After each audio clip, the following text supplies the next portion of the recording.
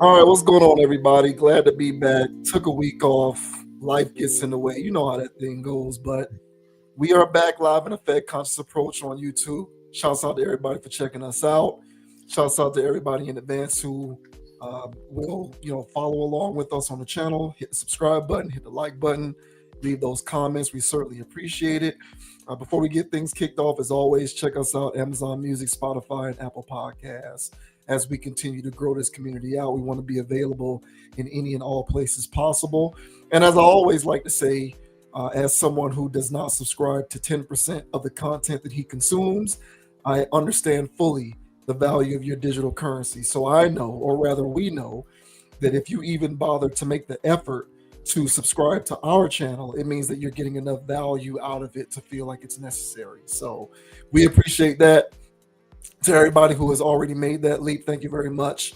And in advance to anybody who will make that leap in the future, thank you very much. If this is your first time checking us out, JV Wins, Dogon SS, man, this is how we like to rock and roll. Just kicking around some logical content, conversing over some interesting topics and, getting folks taking place with some interesting conversations. So with that out of the way, we're going to go ahead and get right into it.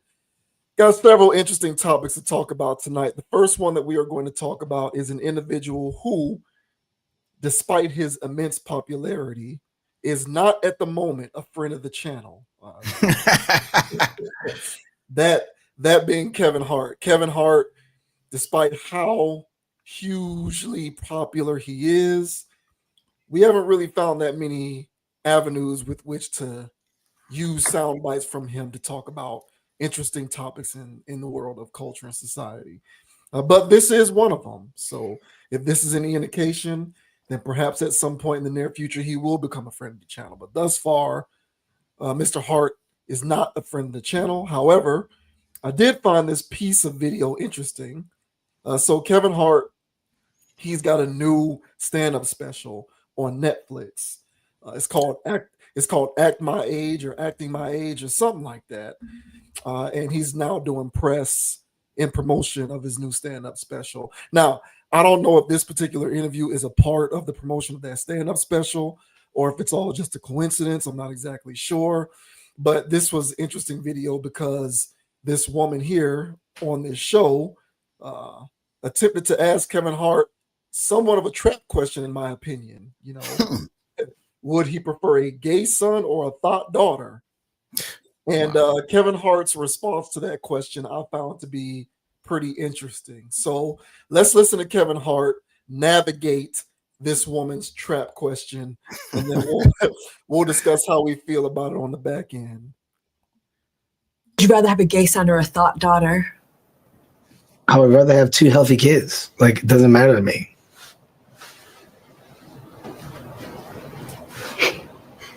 Two healthy children. And the fact that you have to put them in those categories says a lot about who you are. Oh, right? No, don't you dare. I'm just telling you, I think the real problem is in the thinker, not the answerer. The thinker. Maybe you should just ponder on that for a second. Which do you give less of a fuck about, gay rights or women's rights? Well, first and foremost, rights are rights. You should care about them all. Everybody has a voice and everybody deserves to be heard. What I want to do is be a part of the change that the world desperately deserves and hopefully get it to a point where we're all on the same accord. This guy doing, unbelievable. I guess I need a new cooler system. Oh, yeah, there we go. Okay, so very diplomatic of him in the way that he answered that question. Did you buy any of what he was selling there? No, I'm not buying it. Now, granted, his responses were, yeah, as you say, it was a political answer. He's being correct there. Not burning any bridges. If anything, he's building bridges with that one. So I take that more of a, I thought this was going to be, more of a real question, but this seemed to be a layup for him. So I would take this for promo for his comedy stuff. because this came off as a skit, more of a skit than an actual question. However, this is unfortunately a conversational piece that does go along and make its rounds on social media. And there's been times where I'm scrolling and I come across this question where they're asking this literal question of thought daughter or gay son. And then there's this whole, the person that actually got asked the question actually answered it, and now there's this whole debate going on in the comment section. And the way I look at it is engagement farming, from these creators, basically just asking these hot pointed questions that, of course, whatever you answer, if you decide to answer honestly, is going to get you in hot water. It's going to be the wrong answer. It's going to be the wrong answer, of course. And then there's going to be the peanut gallery, typing away in the comment section, and then thus the engagement is born. So then you'll see the shares go up, the bookmarks, the likes, the comments. And so I always looked at it as a situation of why are we doing this? And unfortunately, man, I've noticed it in our community. I don't really see this question being asked in other communities. This ultimatum. And so I'm not a fan of the question. And so Kevin Hart himself, the way that he chose to respond in this context, it gives the impression of, hey, I don't care for the question either. Because at the end of the day, what takes precedent over all of that is what he said is, hey man, you just want a healthy baby. And all that other stuff, is you don't want to wish anything, around that topic. So you don't want to say one thing, one direction, one thing in the other, man. It's best to just stay away from that. And the best way to do it is to give an answer that, because who says, man, there's no gun to nobody's head. So I don't have to answer this. So I choose to give my answer. And I think that's what's best when anybody asks you any of these absurd ultimatum questions. To me, it's like some weird self-fulfilling prophecy for you to even get into the mindset of answering something like that. So just back out and abort. So I'm with Kevin on this one. As politically as he came off in that, but that's an answer I would have given. But what are your thoughts, bro, on Kevin Hart getting pressed by this young lady here, asking about whether would you have a thought daughter or a gay son? What are your thoughts, man? Yeah, it was a trap. It was a trap question, and I don't know if it was a bit or not. If it was, then that kind of takes the air out of the steam of any sort of societal observation that you can gather from the exchange. But if it wasn't a bit and she was legit asking that question because it's an internet meme-ish thing to do. Yeah. First of all, I agree with you that it's an internet trollish conversation starter. So I do think it serves that purpose first and foremost, in that a question like that is going to get people talking, and then it just boosts your algorithm. It boosts your channel into the algorithms of the internet, because then you become trending. Mm-hmm. So it serves that purpose. But furthermore, Kevin Hart being in the position that he's in, it does him no service if there was an honest answer to that question for him to answer it honestly. Exactly. Suggested, no matter which question he answers, if he goes one way or the other, he's going to be alienating a large group of people who likely comprise a decent percentage of his fan base. Mm-hmm. So from the purpose of career self-preservation, it does not behoove him to answer the question, because I'm pretty sure he has a lot of gay fans, and I'm pretty sure he has a lot of women who are fans who are for the streets.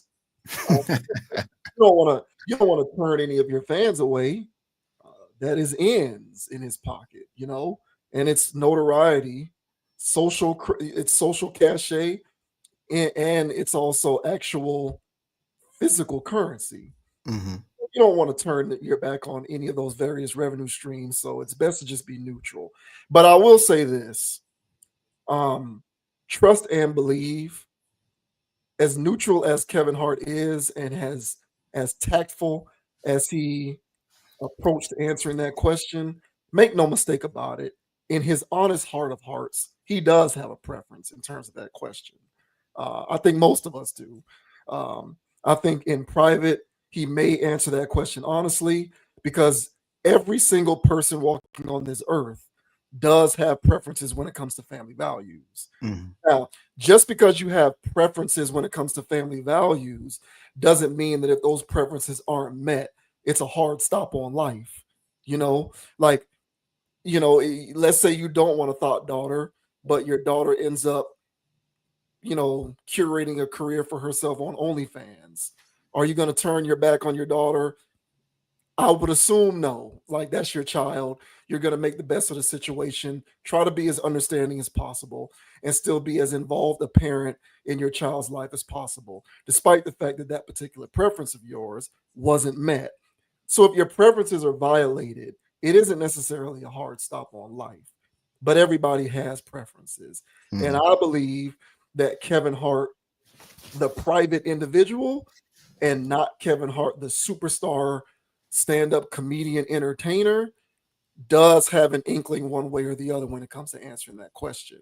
Mm-hmm. It just so happens that in today's current society, you can no longer be honest when it comes to preferences with family values. You have to play it one way. You either have to be neutral and don't answer the question, Mm-hmm. or you have to just be an ultimate ally of everything and say everything is great. Because it does do you a disservice to be honest and address what your actual preferences are. But I hope anybody who does believe that this was not a bit and was in fact a legitimate interview isn't bamboozled into believing that those are Kevin Hart's true feelings, because I can assure you they are not. Just the same as everybody watching this video or everybody walking around on planet Earth does have specific preferences when it comes to family values, he's no different. He's just tactful and smart enough to know that you can't publicly address them. I don't think that that's necessarily the best thing in the world, but that is the way that the world is presently constructed. So if you want to have a viable career and not alienate too many people, best to play ball, because within this particular context, honesty is not the best policy. Yeah, I hear that. And I also think it's a trap, because a lot of people, especially people that have family, values and stuff like that, they don't want either.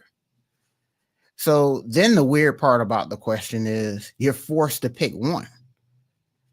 And my thing was, you shouldn't feel obligated to give an answer to a troll who's asking you a troll question. Yeah. And so, so it's a double-edged sword question. It's like, catch this double-edged sword. And it's like, well, why do I have to catch the sword, period? I choose not to catch the sword. Throw that at other people. But I'm not catching that sword, and I'm not having that in my realm of possibilities of thoughts or things that I'm going to look out for my family. Like, I'm not bringing that witchcraft into my home. Don't ask me no spell type question like that. That's the whole point. And that content creation has gotten into this space, and it's only going to get worse, where they're going to continue to do these troll type questions or whatever, and the internet feels obligated to answer. It's interesting that you say that. Remember back in the day, those Vine videos, back when Vine was a thing, like that. I feel like that's what content creation has become. It's become one continuous loop of Vine videos. Because back when we used to see those skit videos, we knew the absurdity of them, and we can dismiss them as being absurd, but we would just look at them as entertainment that went viral. Nowadays, because content is king and streamers are the new celebrities, especially in this country, that kind of environment has traversed over into legitimate interview settings where you're asking people questions and stuff. It's insane. It's weird. It's weird. So like now we can be legitimately watching an actual interview involving people with credibility in the world. Yeah. And it's an actual expose in trolling behavior. Yes. You know what I'm saying? Because the bar has been lowered that much. Yes. And we also have this area in content creation where the whole interview in and of itself is completely satire, where there's nobody being serious at all. The person asking the question, nor the person that's actually answering. Some of them are pretty good. I can get down with some of it, but others are just swings and misses. And so yeah, I'm not a fan of people asking people ultimatum questions like that. I just, and that's also in normal everyday life too, man. Because you'll especially when y'all, in the talking phase, y'all figuring each other out or whatever, the vetting process. And there's been times I've been asked these questions, not this in particular, but these ultimatum questions where neither way I win. And I go, well, I choose not to answer those. And I'll give my response of, there's other possibilities in life, other than this scenario. And, I choose not to. Or if I choose to answer, I'll just take the high road. Like he said, I just want a healthy child. How about that? So let's start there. And so I think it's just a lesson in life, man, that people that want to control and manipulate you. They'll ask you these questions, and they'll most likely give you an ultimatum type of scenario, or if you got to choose, room A or room B. And, for the most part, man, you don't have to choose either one of those rooms. And, you have the right to say no. You don't have to answer, especially these hypotheticals.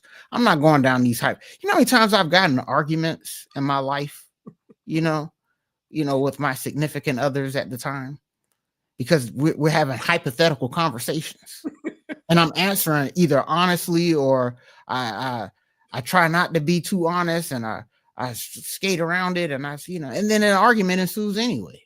So that's when I realized, like, I'm not playing these little games. So it could be with an interview, or, I'm talking to somebody, interpersonally. I'm not doing it. So all in all, I just think that the master class in handling this, and you don't have to be answer it in a comedic tune like Kevin Hart did there, but I think it's just best to take the high road. And if the question makes you uncomfortable, you shouldn't feel obligated to answer. I agree. I think multiple things can be true at the same time.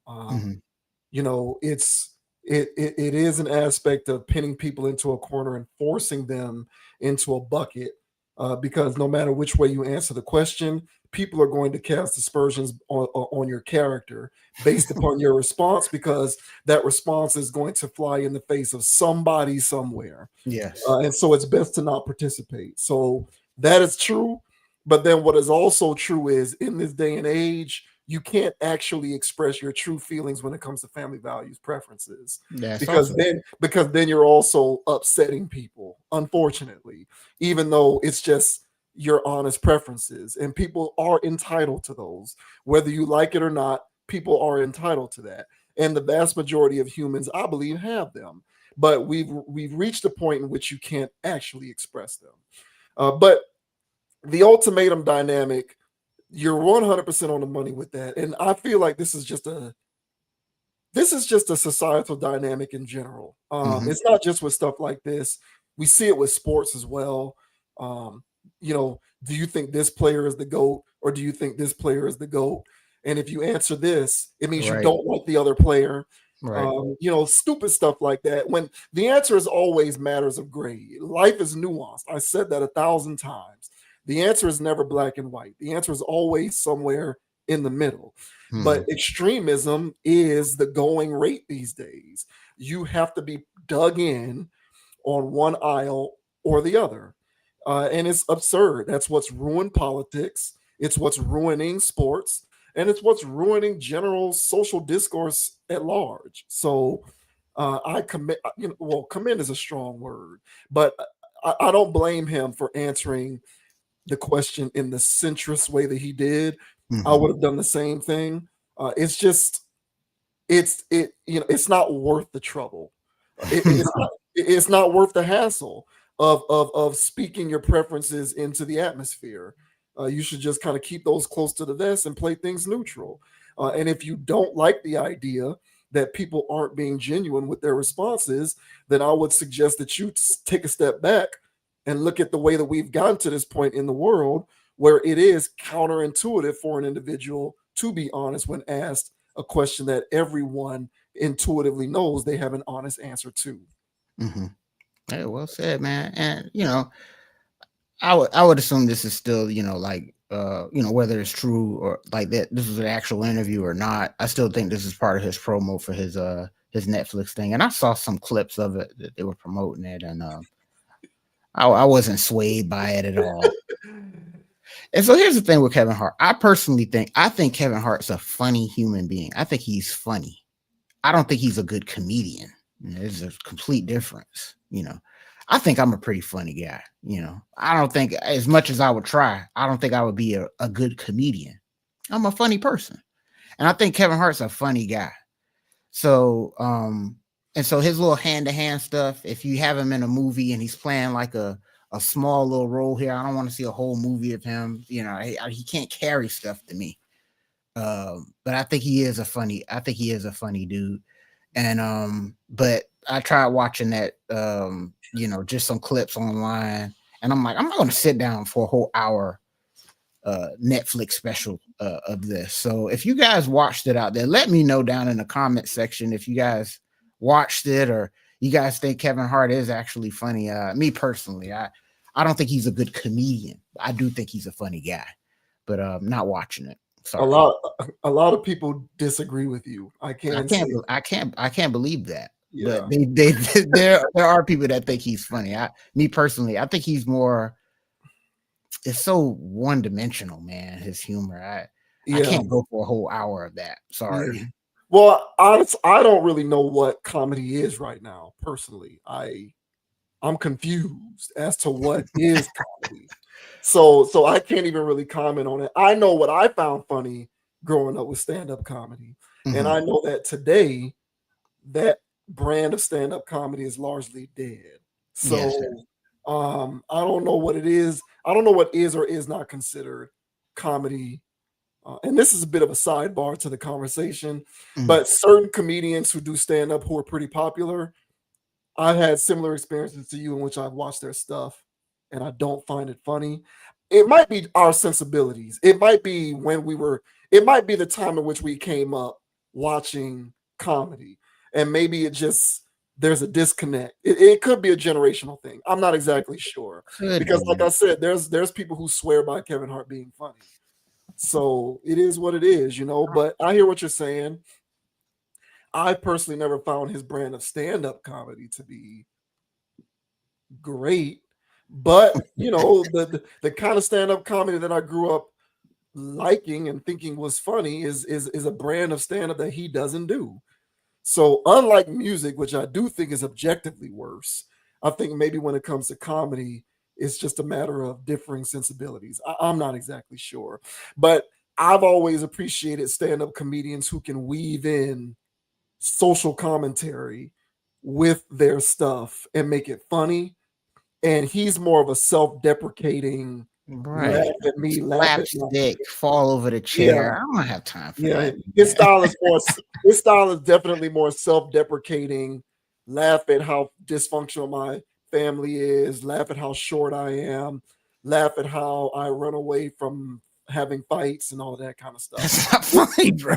Which clearly people think is funny. They do. People think it's funny. I don't know, man. Y'all let me know. Am I tripping or not? Me personally, I think that there's levels to this, man, and he just ain't on that top tier. I'm sorry. Who is though? Is my question. Hey, man, I'll keep the top tier blank. That's my point. My point. I feel like stand-up comedy as an art form right now is like a carcass that is slowly decomposing on the road in a hot sunny day. That's what I think. Damn. Hey man, it is what it. Hey, but let us know down in the comment section, guys. Who's your top tier comedian? As a side note, love to hear your thoughts. Me personally, I would probably have to do some digging. But I could think of some people, but they're not top tier. Nobody's making me fall out of chair no more. Right, I guess I'm getting too old, man. Yeah, me neither. I had a few people who were like, "Bro, Joe Coy is so funny," and I tried to watch one of his specials, and I was just sitting there like, I'm not finding this funny. But he sells out arenas, he sells out shows. Mad people find him funny. I'm missing the boat on it. So comedy's in a weird space for me at the moment. Yeah, we'll have a sidebar conversation later about comedians, but I don't think that guy's funny either. So sorry. Hey, shouts out to Kevin Hart, man. You made it onto the channel. Congratulations, sir. Congratulations. Yeah, it is indeed an honor. I took your side this time, Kevin, but don't push your luck. All right, don't push your luck, man.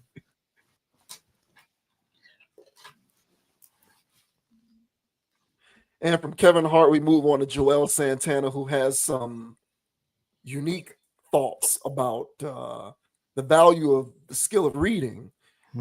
Needless to say, Juelz Santana thinks that learning how to read is overrated. He thinks that instead of focusing on learning how to read, kids should be learning financial literacy and how to run businesses. He doesn't think that you need to learn how to read in order to be able to do those things. Thus, he doesn't feel like reading is necessary to be successful in life. So this says Juelz Santana claims kids don't need to learn to read. It's no secret that people have a lot of strong feelings when it comes to the topic of education. This includes Juelz Santana, who shared his thoughts on the matter during a recent appearance on the No Funny S podcast. According to him, financial literacy should be made a bigger priority than it is now. He even thinks it should take precedence over reading. By the time they get to the 9th grade, they should be learning how to start businesses, but they don't really need to learn how to read. When asked to choose between math and reading, he doubled down. Math, he declared. You can listen to a book on YouTube. You can still obtain the information. You don't have to know how to read. I believe common sense is better than everything. Santana proceeded to call himself a common sense N-word and to claim that he'd rather have 0 book smarts than lack street smarts. I try to understand people. Like nowadays, you can listen to a book. He continued, also revealing that Robert Greene's The 48 Laws of Power was the last thing he read. That's also a book that I read.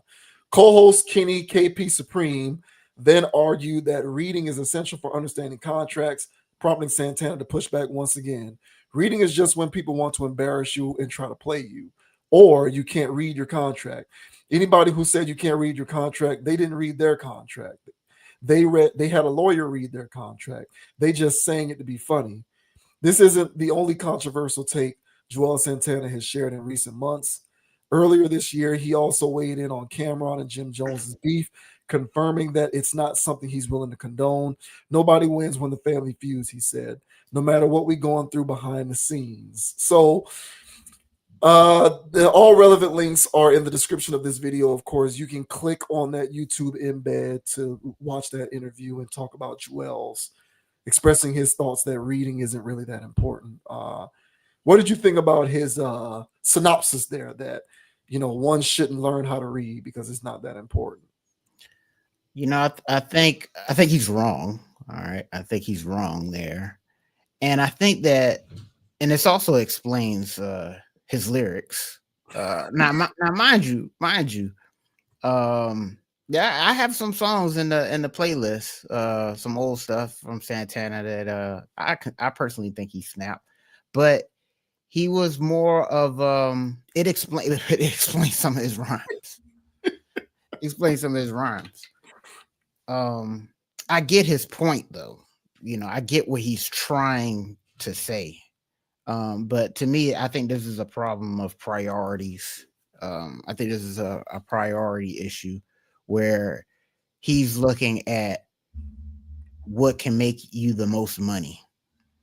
And he believes that if you know your numbers and you work, and have a business and you work on that business and blase splees, then you'll just have money.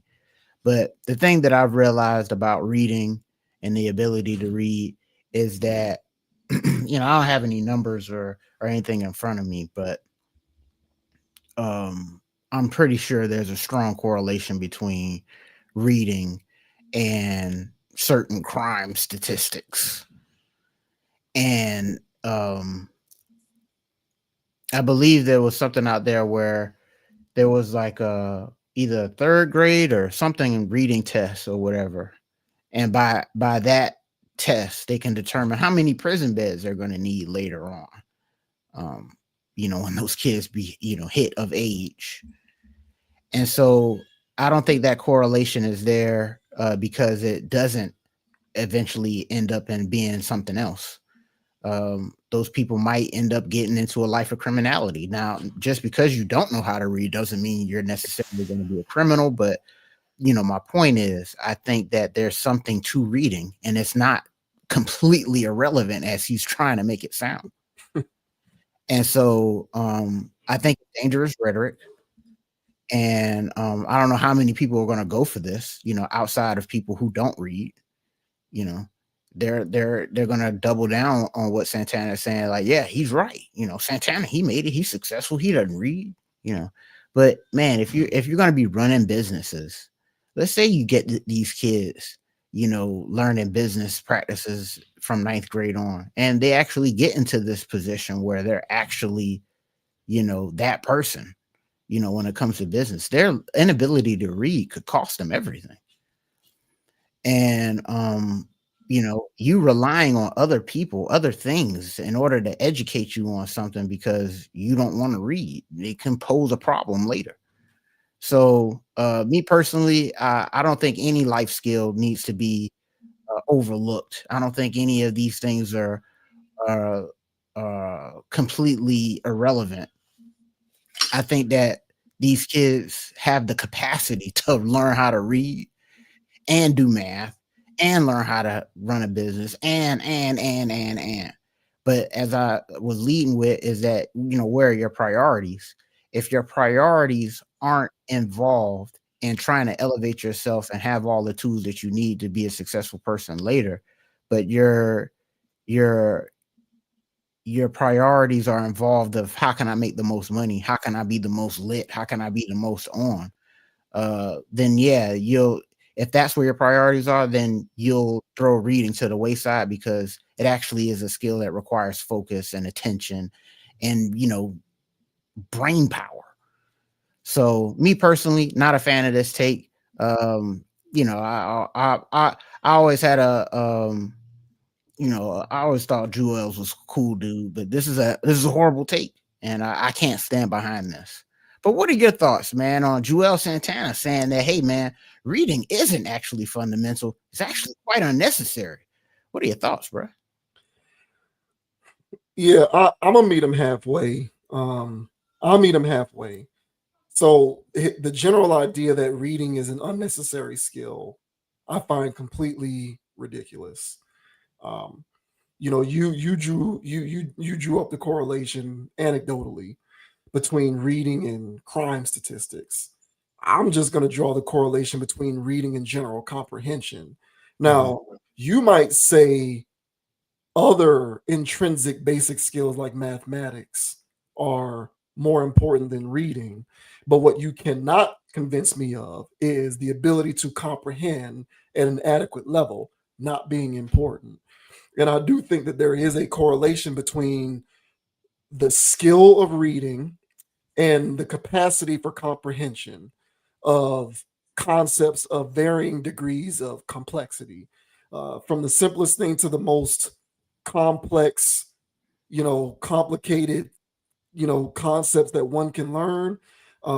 There are certain aspects of a person's ability to adequately comprehend sets of information that I believe are correlated with the skill of reading because it activates the same part of the brain that requires you to be able to process information adequately.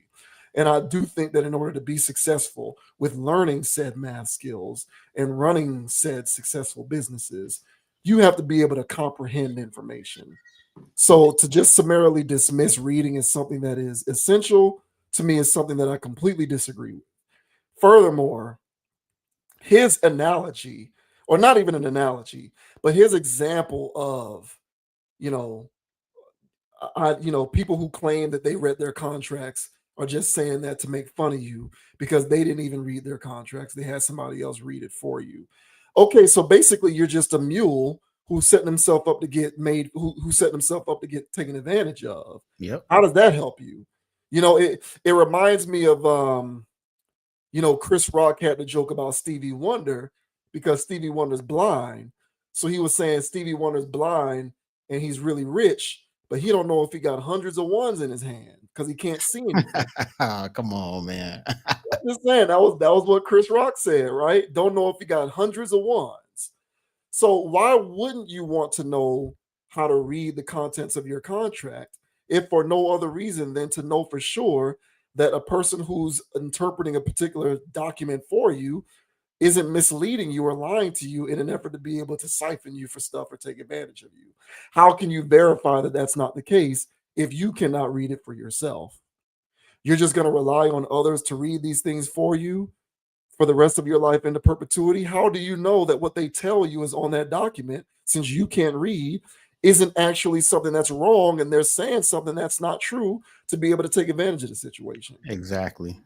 So all the way around, the idea that reading isn't important is ridiculous. I think that that's dumb, and I think it's very dangerous rhetoric. Now, here's where I will meet him halfway. The idea that children should be learning financial literacy at an earlier age. I agree with that 100%. I think the capacity to comprehend things like starting businesses, certain basic things when it comes to building, businesses, lines of credit, starting a 501c, creating an LLC, all of these various things, things like business credit and whatnot. Those are things that can be taught to children at a very young age, for sure. And I do think that that is a hole in the education system in this country that is actively exploited every single year that it isn't instituted as a part of the curriculum. But it's purposefully being left out of the curriculum because this country is a capitalistic country. And in capitalism, you need people to be funneled into labor and employment. And the more you teach young people financial literacy and business acumen, and the more you put them on the fast track to entrepreneurism, and the more you put them on the fast track to getting MBAs so that they can create businesses and be in positions of leadership and management, the less you're going to be able to fill in the ranks of employment and labor and servitude. And this country cannot thrive or survive if not for laborers and people who are in the modern day slavery system to feed this system by spending money as consumers. Mm-hmm. So, the idea that children need to be taught financial literacy at an earlier age is something that I would agree with. But I also think, and I'm not sure if Juelz thinks about it along those lines, I also think that it's something that's being intentionally left out of curriculums at that delicate stage of development. Because the most important thing is to feed cattle into the farm system of employment and consumerism. And the more people that you have on top making the money and creating the opportunities and creating the businesses, the less people you're going to have spending the money on goods and services. And this country needs cattle in order to be able to continue to fund and fuel this capitalistic system. So I understand the spirit of where he's coming from to that extent. Thus, I'm willing to meet him halfway. But the idea that reading isn't important to me is utterly ridiculous.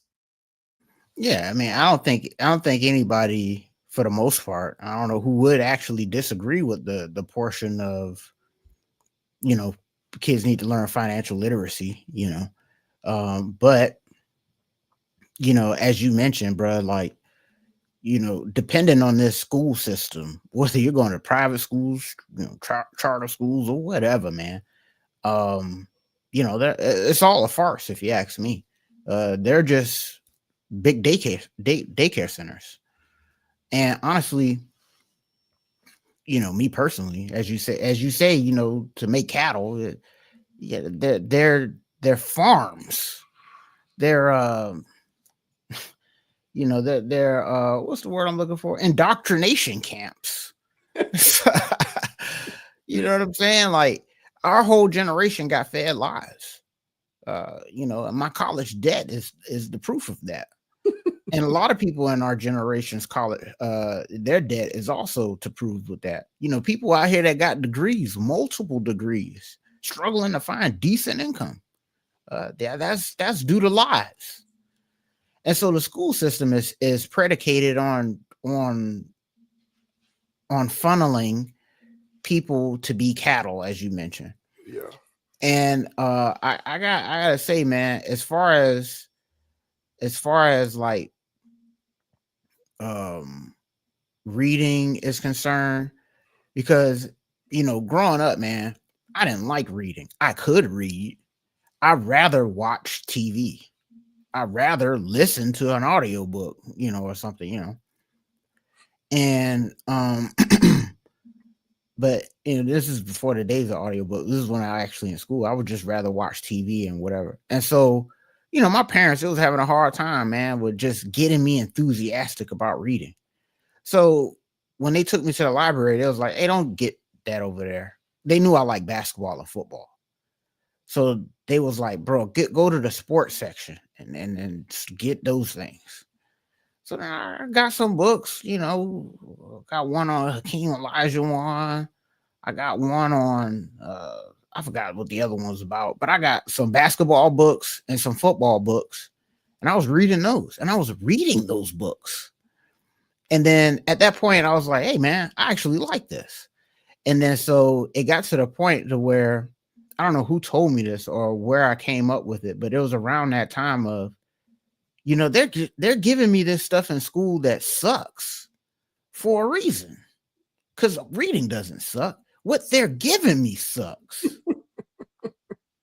So then at that point, I was upset with the school system and I really felt like they were trying to make people disinterested in reading because of the stuff that they're giving these kids to read. Everybody learns different, but they have these sanctioned things. Yeah. So I'm pretty sure Juelz was in the same boat where, look, I don't feel like reading this stuff. I don't feel like, reading this thing over here or whatever, whoop-de-whoop.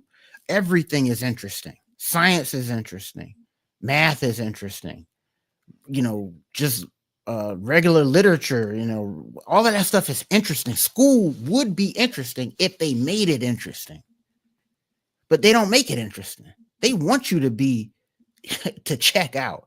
Nah, man, when you see these young people, you know what I'm saying? Like, they got senioritis in elementary school. I didn't catch that till like 9th grade, bro. And then I'm sure the more years we spent out of school, it went from 9th grade to 7th grade to 6th grade to now these kids don't care about anything, man. And I don't blame them, because the stuff that they're teaching them in school is already out. It's outdated. They're probably giving them the same standardization that they gave us.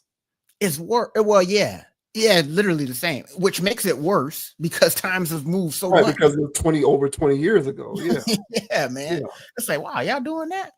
Or they make them do all these extra steps at math that are completely unnecessary. Completely unnecessary. So don't get me started on the school system. So, but the point I'm making here is that Juelz is a person that's been failed by this same system, which is why he doesn't trust it, which is why he thinks that there's other ways to getting it than what they're giving you in school. So I hear his point, but it's dangerous because it's not true. Reading is actually fun. Reading is actually very useful. And it's a skill that, honestly, once you get it developed and it becomes a part of you, it doesn't go anywhere. It's literally riding a bike. But the school system, I believe it creates anxieties and all kinds of pressures towards reading. If you fall behind 1 year, 2 years, or whatever, it's a snowball effect. And Juelz was probably in that boat. And so he's like, to hell with it. It served me no purpose. And look where I'm at. I guess that's a good thing. And look where I'm at. And, other kids need to do the same, but I'm not for it. He sounds like a person that's been failed by the system. So of course he's going to say something like this. And I would just tell everybody out there, man, that school system, you sending your kid off to school, and, not maybe y'all, but people send their kids off to school and they get mad that their kid isn't either developing the right way or whatever. That's not the school's responsibility.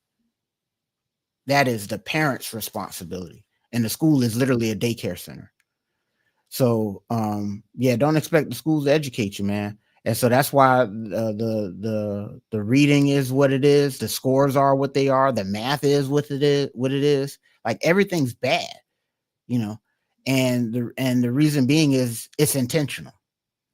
So yeah, man, I'm sorry, Juelz. I'm sorry you feel that way, man, or anybody else that feels that way. I'm sorry you feel that way, but I can't rock with this. I'm not against any form of education, especially reading.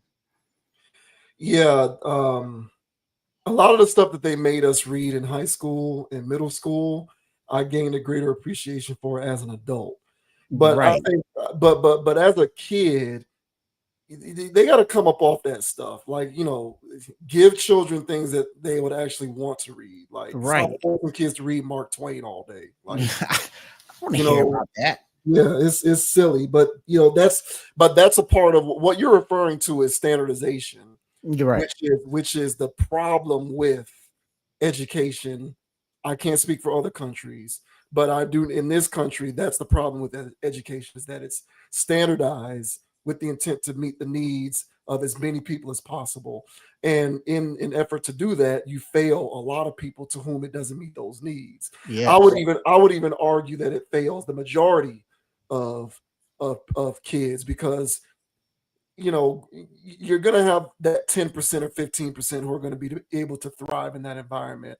But by the most part, comprehension is a very selective individual process, and you have to curate it based upon the individual sensibilities of the student. But you can't do that when there's so many people that you have to take care of. And so you standardize everything. And all that ends up happening is that you just create, crash outs. And and literally, like, all you end up doing is creating crash outs and funneling the vast majority of the people into perpetual employment, where they'll just be spending, where they will just be spending their money for the rest of their lives. So it is what it is. The education system is definitely one of those sensitive areas, but I think that it's like this by design. I think that, it's one, like, people tend to think that it fails a lot of kids because of its inherent inadequacies in the way that it's structured. I don't think those inadequacies are not intentional, is my point. I believe the inadequacies are purposefully instituted and maintained that way, because I think the idea of the education system is to funnel people into the systems of employment and labor so that they can continue to keep the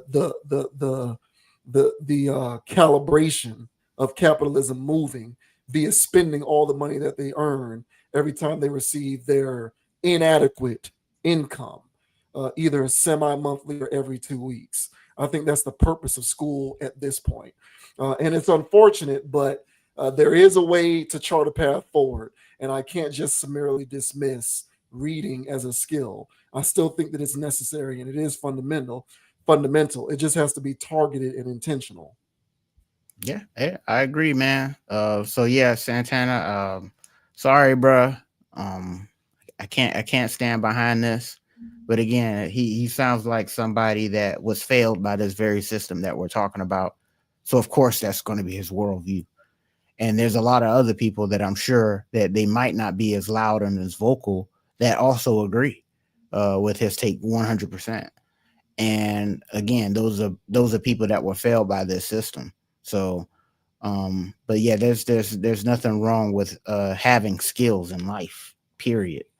So to say that a skill is unnecessary, you're not gonna be successful in the game of life. So I can't go for that. Most people are failed by this system. Most people. That the I don't know, the 60 to depending on the source that you're looking at it from, the 70 to 85% of the population that's considered working class were failed by this system. And that's the vast majority of the people.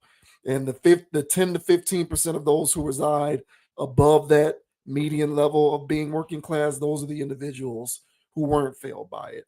And even if you pierce that apart, I'm pretty sure there's a decent percentage of those people who would have been failed by it if they were left up to the mercy of it. They just weren't left up to the mercy of it because they were in an advantageous position, either because they were born into the right family or because they got very lucky at some point and came into some kind of inheritance. I don't know, won the lottery. Something happened along the way which represents an outlier to this particular equation. But beyond that, and beyond being born into an environment in which you're too big to fail because you're born into the right family or something of that nature, everybody's failed by this thing. The 80 to 85% of the world's population that is working class is failed by this. If you are a laborer, an employee, a worker, and you live paycheck to paycheck, you're failed by this system. And that's the vast majority of people. Yeah. I agree, bro. No objections there, man. Hey, I would shout out Juelz. Normally I would, but I can't shout him out after a take like that, man. So I guess shout out Dipset minus Jim Jones. Yeah, I just don't agree with that. I'll be damned if I'm going to rely on someone else reading something to me. Like, how do I know you're not screwing me over by reading something that's not actually there? I can't trust that. I mean, that's like literally being you're in a whole nother country and you don't know the language. It's kind of like, and you're depending on whoever's reading the whatever to tell you whatever it is. So you can understand what they're saying, but you can't read anything that they're writing. And then you go, hey, bro, what does this say over here? And it says, oh yeah, you're due $1 million.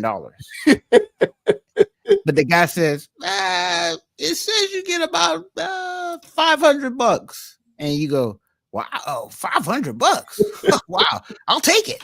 And it's like, yeah, man, now you're out of $1 million, So it just pays to know. Now, of course, it's English, and I'm pretty sure he can fumble his way around to know that it's actually $1 million. But again, man, when you're dealing with high level stuff, you telling about people having business literacy and having business backgrounds and stuff like that, you're going to be dealing with sharks that can take advantage of the fact that you're not willing to do that. So yeah, not a fan of it, bro. It's a half-baked take, I would say. Yeah. I'm willing to meet him halfway, but I can't go all the way because that to me is insane. You're literally depending on others to interpret information for you. And you're just going to get taken advantage of at every point. So I can't agree with that. Yep.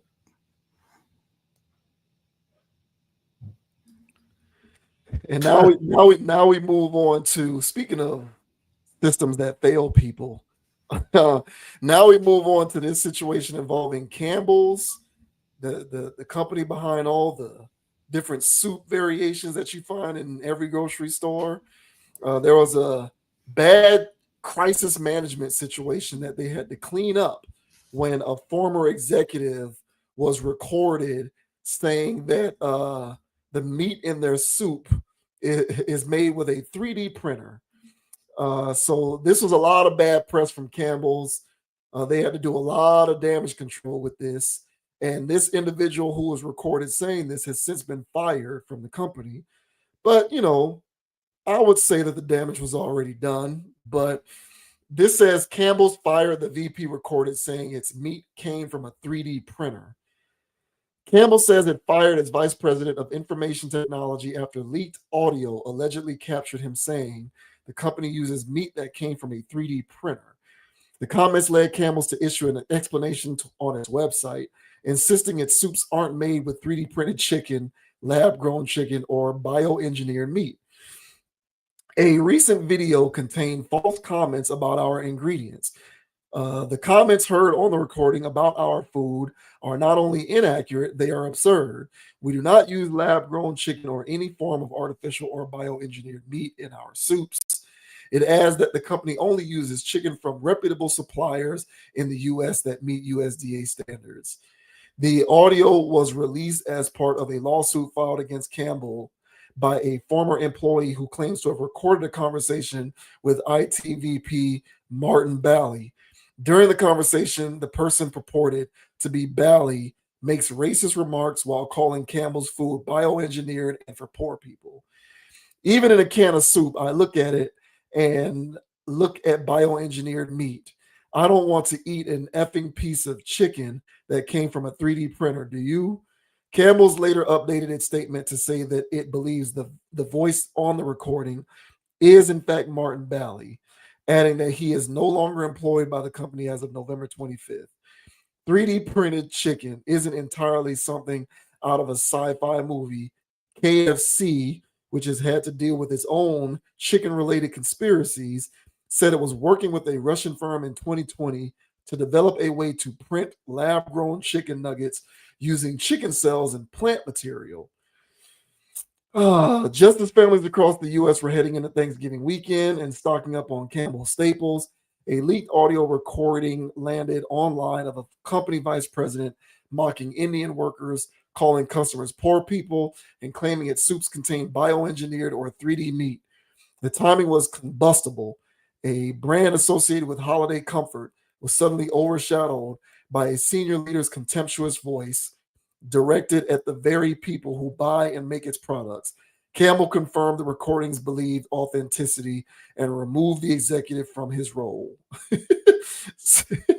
Several elements of the story emerged through a lawsuit filed by cybersecurity analyst Robert Garza, who alleges he told his manager about the comments in January, was discouraged from reporting them, and was later terminated. Campbell's disputes that timeline, saying it first learned of the lawsuit months later and heard only segments of the audio on November 20th. Regardless of how those details are adjudicated, once the recording went public, the question shifted from one executive's conduct to the organization's ability to confront issues before they escalate. That, in my opinion, is the least problematic part of this conversation. Mm-hmm. So what do you think about this mess with Campbell's and this guy saying that it's 3D printed meat, and then Campbell's trying to clean it up? You know, I was yeah, of course, you know, just in time for the holiday season. And honestly, bruh, you know, hearing him say that, you know, I said to myself, I said, well, a lot of execs feel that way about their products that they're out here selling to the poors, you know. And so the fact that he was talking about he don't want no chicken that came out of a 3D printer. Now, 3D printed food is a thing. Back when I was really on Instagram, and this was back in, you know, 2017.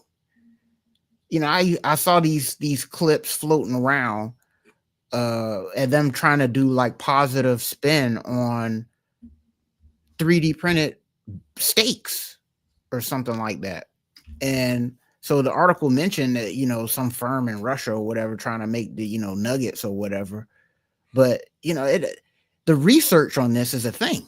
Like, they actually pump this stuff out. So does Campbell's actually have it? Now, of course, Campbell say no, they don't. But the point is that there's fake food out here. And, you know, before this whole thing went down, I told you, man, when I went to Zaxby's last month, this is before that.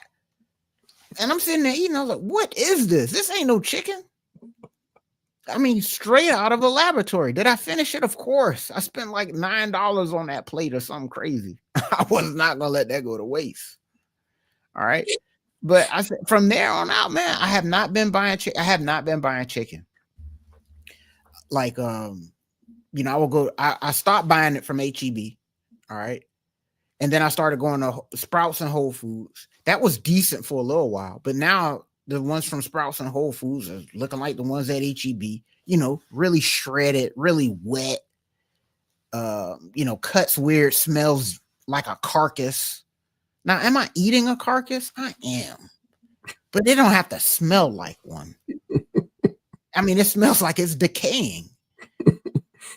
And so, yeah, man. So cleaning it and everything, bro, it's just a mess nowadays. So I don't even bother with chicken at this point. Extremely turned off by it. And I had Campbell soup. I want to say C19 time. You know what I'm saying? I wasn't feeling good, so I just got a can of Campbell's, you know, to hug me in my moment of not feeling well. And the noodles were never really. No, they were.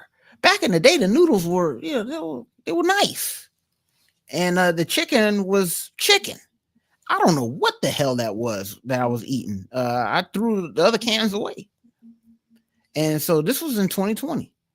So I say all that stuff to say is that the article said they get it from reputable sources and they're not 3D printed. Okay. And they're not grown in some lab. Like nobody said lab or anything like that, but for them to be using these buzzwords, it's something going on here where they're not using top quality stuff, if the real thing at all. So I don't think Campbell's is the only one. I don't think KFC is the only one. I think this is every fast food chain. I think this is every grocery store where they're selling us like fake things and they're selling us fake meats. So, yeah, man, I personally have taken a stand on buying some of this stuff. And I think this expands beyond Campbell's. I think there's a lot of people putting fake stuff, fake everything, which explains a lot of the health issues that people are having out here nowadays. So all in all, not surprised. I think a lot of VPs feel this way. He just got caught doing it. And I'm pretty sure there's others in the room that are, you know, for sure going to get into some level of damage control, but they shared the same sentiments. They just didn't get recorded. But what are your thoughts, man, on Campbell's getting outed for allegedly selling people 3D printed chickens? What are your thoughts, man?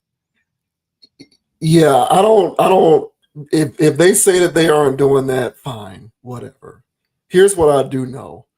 I am 39 years old.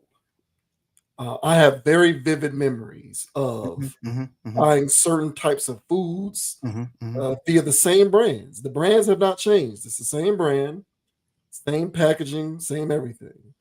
I have vivid memories of buying a particular kind of food when I was 10, 11, 15, 20 years old, in which the contents of the food look drastically different now compared to the way it looked when I was younger. Things are smaller, they weigh less. It just doesn't make sense to me. It doesn't seem you can't. My point in saying this is it's not the same. Now, how do you explain to me why it isn't the same? If it isn't artificial, if it's still natural, if it's still all of these things, then explain to me why a lot of this stuff from a physical standpoint, texture-wise, and the lot doesn't look the same. Right. You know, explain that to me. That's all I want to know. I do believe that a lot of this stuff is being pumped and dumped via mass production means in order to be able to just feed people. And I don't think that it's being made in the same manner that it used to be made before. And as technology continues to advance, I don't believe we're using the same means of technology to produce this stuff. So if we're using advanced technology to churn this stuff out at a faster rate, I am inclined to believe that there's some sort of artificiality that is going on at some point in the process of the manufacture of this stuff. Mm-hmm. You can't convince me otherwise. Now, do I have proof that it's being made with a 3D printer? No, but I do know ground beef and ground chuck from Publix look drastically different when I was 12 years old compared to the way it looks now. And it Way tastes different. different. It tastes different. Yeah, it's just not. It just doesn't look the same. So, it is what it is, man. It reminds me of Doug. Remember Doug, the mystery meat? Yeah. That's what it reminds me of. They go to school, and every other episode they go to the cafeteria, and they wonder what they was gonna eat for lunch, and they would slap the mystery meat on the tray. Yes. And Doug was always like, "Oh, more mystery meat." Yeah. Like, I feel like we're just eating mystery meat nowadays, bro. Mm-hmm. It's crazy, and you can say what you want. I do know this. Life is expensive. The cost of everything is going up. The cost of goods and services goes up. At this point, it just seems like it's happening every other month, let alone every year. Mm-hmm. And so, despite all of these increases in the cost of freight and manufacturing and equipment and labor, for them to still be able to comfortably afford to sell you a can of soup for less than $1, suggests to me that the ingredients in that can of soup are being made at a piecemealed rate, so much so that you can still churn a profit, despite the fact that you're selling these cans of soup for $1. Yep. So, the math to me just isn't mathing, because the price of everything goes up, yet a can of SpaghettiOs still costs $1.05. And, I actually looked this up so that I'm not saying anything inaccurate, but you can still go to the grocery store right now and load up on Campbell's chicken noodle soup, and it's not going to break the bank. Right. So what is going on with the production of this stuff to explain why it's that cheap? You're not looking out for people and making it affordable. Don't feed me any of that, because I don't believe it. Your revenue, you are all about your money, just like every other corporate entity is about their money. So don't sell me that, because I'm not going to believe that. There must be something in your formula which suggests that you can afford to sell it at that dirt cheap of a price and still churn a profit, which means that whatever is going on inside that can is cheap enough for you to be able to make that happen. Yep. So until somebody can adequately explain that to me, whether it's a 3D printer or not, all I know is it's not the same. It ain't the same. Nothing tastes good right now. I mean, absolutely nothing. I've noticed a change in produce in the last 3 years. Oh my God, absolutely. The last 3 years, produce ain't even hitting like how it used to. Like, what is going on here? Things aren't breaking down like how they used to. Like, things are strange right now. Everything's mystery. So nah, man, like, I mean, it behaves so weird, things used to be consistent. You buy the bananas here, they go bad there, but you buy the avocados, forget about it, bro. Like, I found a good algorithm to get the better textured ones, but even though the textures are better, it still tastes like water. It don't taste like anything anymore. Everything is in the pits. I'm seasoning the hell out of my food nowadays because nothing tastes right. And it's rapid, and it's really has been on a rapid decline over the last 3 to 4 years. I mean, it is just disgusting. So you bring up a good point about the affordability of Campbell's. And I also would say that traditionally with like fast food chains, especially whenever they would have their promos and they're selling this for that, but shrinkflation is really taking over the fast food industry. So it kind of starting to make sense why they're only charging you this much for some of those stuff. because they made things smaller. Yes. And you can't, the days of you getting in there and getting out of there and spending $7 on a value meal are over. Yeah. So honestly, you're paying a lot more for a lot less from these places. So things aren't really worth it anymore. So, and restaurants the quality of restaurant stuff. Now you're always getting industrial things. You was always getting industrial butters, industrial oils, and all that other stuff. But I mean, the last time I went to Outback, I'm not going back. Yeah. Last time I went to Outback and I got my little chicken on a Barbie thing. You know what I'm saying? And my chicken didn't have no Barbie on it. And it was small as hell. I was like, I'm not spending a dub on this no more. This used to be worth it. So yeah, man. Campbell's getting outed on this. I guess that just put a feather in the cap for a lot of people that were already on the fence about it. But I think everybody has noticed the quality of food has gone in the toilet. Yeah. I mean, you really don't even feel nourished after eating some of this stuff anymore. You feel worse. You feel worse. Especially, like I said, sometimes I'm eating straight up produce and it don't hit the same. My body still feel low key sluggish. Yeah, tired. Yep, fatigued. I don't know what's going on, man. That ain't my age. I'm still kind of spry out here. That's right. I'm not buying that. It's the food. So yeah, man. I don't know if any other companies are going to get outed, but people have already taken to the streets and boycotting all Campbell's associated things. I looked at the list. I guess I was already banning them. But yeah, man, I would just stay away from that company because at least we know about them. But if you get sketched out by other stuff, I would also say avoid those things too, man. Try to buy the cleanest food you can get, whether it's meat or produce. And if that takes you to a farmer's market or whatever, man, the game has become, can you afford to be healthy? Correct. Yes. And you have to separate yourself on what you buy for food. So you don't break down like everybody else will eventually with all of this garbage we're eating nowadays. So right. Y'all be safe out there and prioritize your money towards food, man. It's crazy. Yeah. So it looks like, cause I haven't eaten this stuff in years. Looks like a can of classic chicken noodle by Campbell's is like $3 a can. Now granted, this is at Publix where, shopping is a pleasure, I'm sure. Yeah, right, man. It looks like it's a little cheaper at Walmart, like $1.39. Go to the Dollar General, see what they charge, and the Dollar General still gonna charge you $2.50. Yeah, no, man, it's not. Produce is the math. It's like I said, bro. The math just doesn't math. When I was a child, I have vivid memories as a child of having a bunch of bananas in the house. Mm-hmm.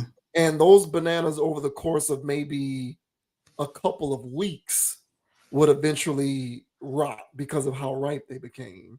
Mm-hmm. Now, I like fruit. I've always liked fruit.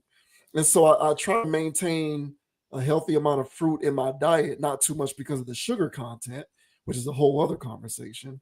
Mm-hmm. But at this point, I can't buy more than 4 bananas at a time. Like the maximum amount of bananas that I'll buy at one time right now is 4, because in 3 days they're brown as hell. Mm-hmm. Can't even eat them anymore. Mm-hmm. That's not normal. Like naturally grown bananas in season don't go rotten in 3 days. That just doesn't happen. Right. So like it's just weird stuff going on with this. Yeah, the produce to me is the easiest way to see it, in my opinion. Mm-hmm. Buy some of these fruits and just watch it. It's rotten in 2 days. Like strawberries, bro. Yeah. It's like what's going on with this stuff? So yeah, man, this stuff is not. It's not the same. That's the only. I'm not trying to speculate and say what it is. I'm just saying it ain't the same. Right. And you can draw your own conclusions, but it ain't the same. Mm-hmm. And I agree with you 1,000%. Being healthy has become an expense. Yeah.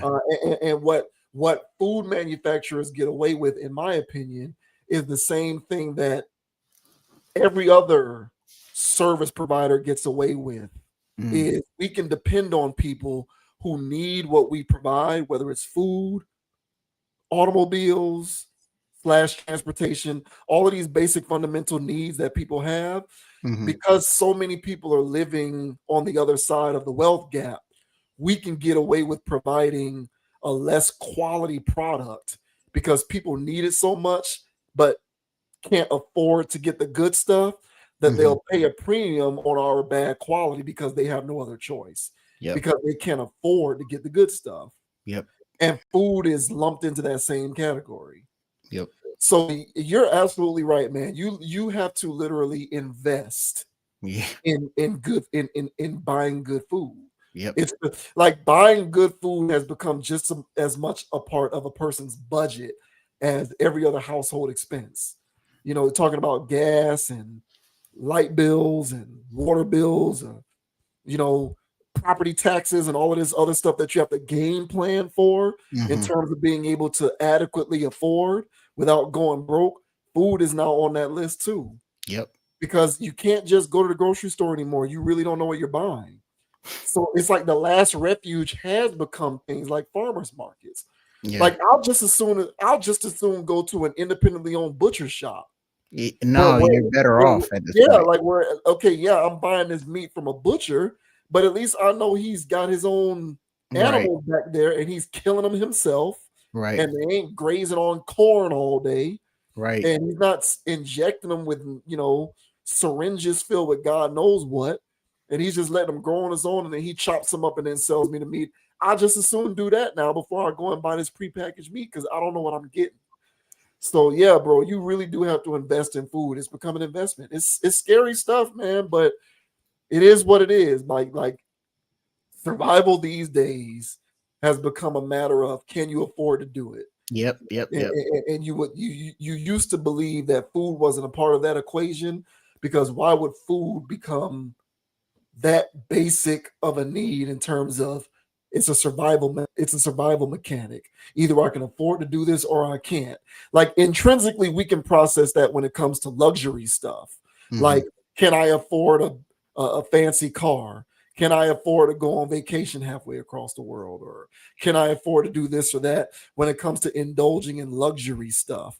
And people have always been able to intrinsically calculate, can't afford to do that. I gotta be able to pay my bills. Well, now food is also a part of that. Can I afford to get real produce, real meat? And if you can't, you need to figure out a way to be able to add it into the budget, because otherwise you're buying stuff that you don't exactly know what it's made from. So it's wild. And you know, and me going to Whole Foods and Sprouts, like I told you, man, that's getting sketchy.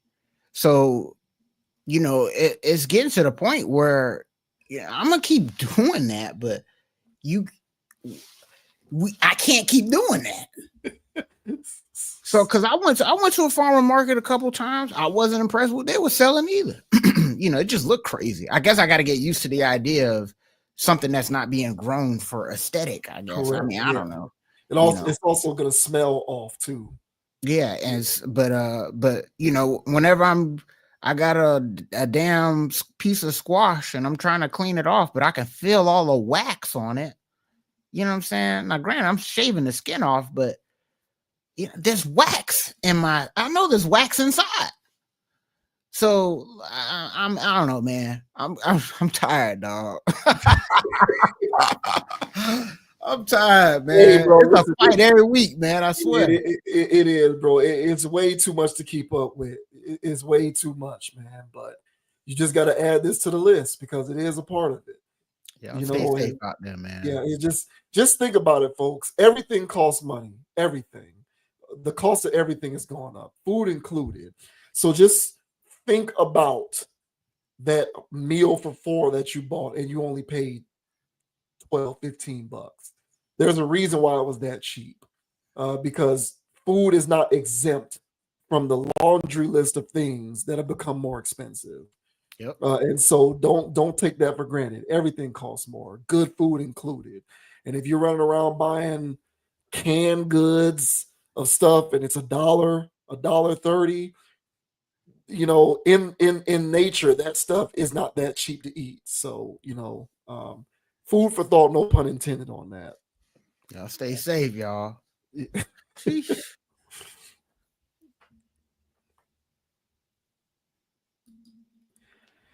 And now we move on to a friend of the channel. Joy Taylor is indeed a friend of the channel. And Joy Taylor is also not a family woman, or at least she's not one for having a family of her own. So now, you know, Joy Taylor hasn't been shy about this. She doesn't want to have any children. That's not for her. But, you know, she enjoys living vicariously through, you know, the children of her siblings and stuff like that. But in terms of her herself, she's not interested in having kids. Furthermore, she also thinks the idea of having children to preserve legacy is a silly concept. So this was a conversation that went kind of viral, because you'll hear a lot of people talking about wanting to have children so that they can pass on a legacy or to leave a legacy. And Joy Taylor thinks that this is silly. She thinks it's dumb. So this says Joy Taylor argues that procreating to carry on legacy is silly. Joy Taylor has opened up about the future she sees for herself, and it doesn't involve her having kids. In a recent episode of her podcast, Too Personal Show, Taylor and her guest Kendra G discussed the concept of building a legacy by having children. While the sports commentator confessed that she does love children, she says she doesn't want to have them herself. So I'm going to read past the quotes because I'm going to play the video. Earlier this year, the former Fox Sports host sat down with Paul Pierce and Azar Farideh on the Truth After Dark podcast, where she discussed being open to dating elderly men. If you see me pull up with a 70-year-old man, don't ask any effing questions. He's got a plane. I'm doing this for all of us. So there's the streets in Joy Taylor speaking out. Wow. So here's her talking with this woman. What's her name again? Kendra G. Yeah, Kendra G. So here's Joy Taylor talking with Kendra G, and you know, her espousing on her belief that having children to preserve legacy is a silly idea. What I'm saying is there are men who will be like, I want to have children, but don't talk about the wife, marriage, family part. Just the like, I need to have kids to carry on my legacy. Yeah.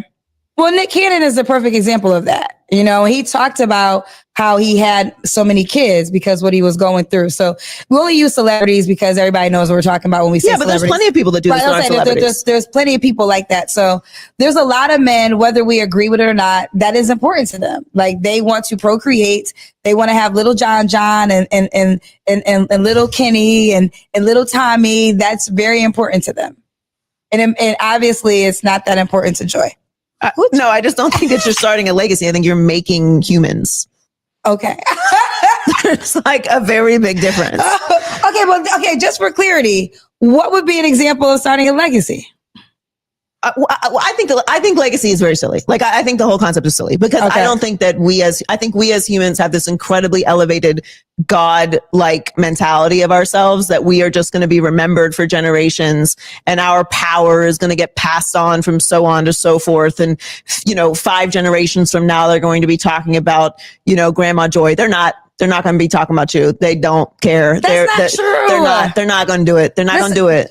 Maybe one person will say your name in 200 years. Maybe one person will be like, oh, that was so-and-so. And it doesn't matter. That's okay. But this is where I challenge that. So I think in the big spectrum of things, yes, you're right. But when I think they're talking about legacy, it's about their family unit within their unit, right? So it's not about the world knowing them. It's about grandma's recipe that in our family, grandma is our queen. She's our Beyonce. But you got to have a family to do that. Yeah, you do have the family. So if you don't have a family, again, you just making little people. Ooh.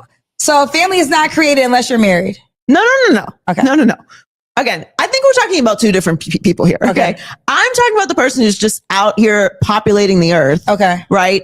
Not raising, not putting together a legacy. Like just because you've made a person doesn't mean that you have a legacy. You're talking about future. Why you keep putting names on people? Do you know these people in real life? Do you think I don't? Let me stop saying and names, also, because- it's not about celebrities. There's so many non-celebrities that do this. This is true. Okay, you're right. And I have this conversation with men a lot because for whatever reason, I look like a breeder, and people like will argue with me about having kids. Oh yeah, no, you would be a wonderful woman for a man to have kids with. No, I would be a terrible person to have. Well, kids you don't with. want the point I'm making is I understand why a man would want to get you pregnant. I don't. Why? Okay, let me break it down. First of all, you're What? No. Once I've initially, sure, right. The process seems fun. There's other perks. No, but like once I've said, yes, I don't want children, there couldn't be anything less appealing about me if you are someone who wants children. No, absolutely. Right. But however, there's many follow-ups.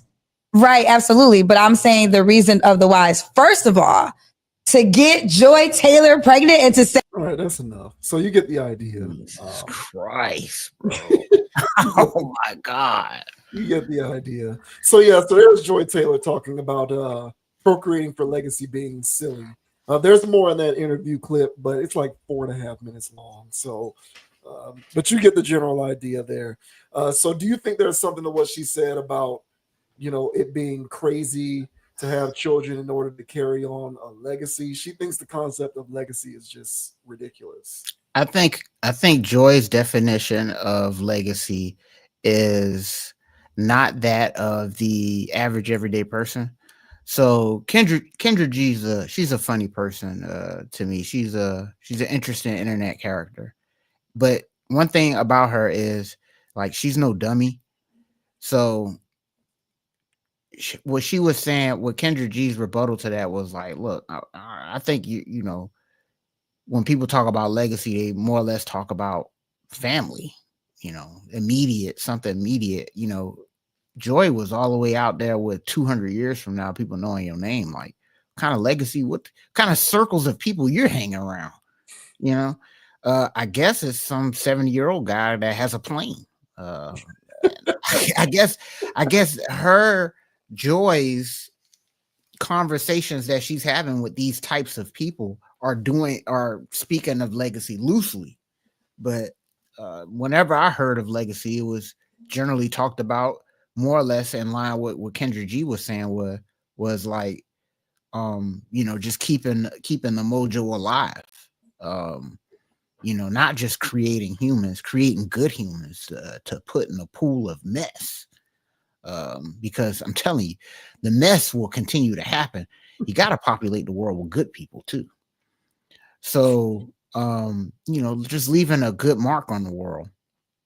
So I think Joy's a little off here. I think she's been exposed to too much of that lifestyle. Sure. Yeah, for her to be in touch with the average everyday person's idea of what legacy building would be. Now, granted, there's a spectrum to that definition because it's nothing in actual dictionary, but I think the average everyday person is more in line with just having a quality family and you being a part of keeping that quality alive. Now, when it comes to her saying that she doesn't want no kids, hey, listen, fellas, that's out there. Now, I know Joy Taylor has, the peanut butter skin. All right. And those village feeders that she just can't help but to show everybody. But just because she looks that way doesn't mean she wants to actually bear children. And if a woman tells you that she don't want kids, you better believe her. Please believe her. Yeah, you better believe her. It is not for the weak.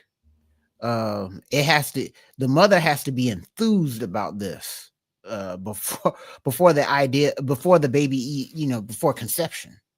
She has to be enthused about it. And even then it's an uphill battle, I'm sure, for some people, because they don't even know how much responsibility it is to be a mom.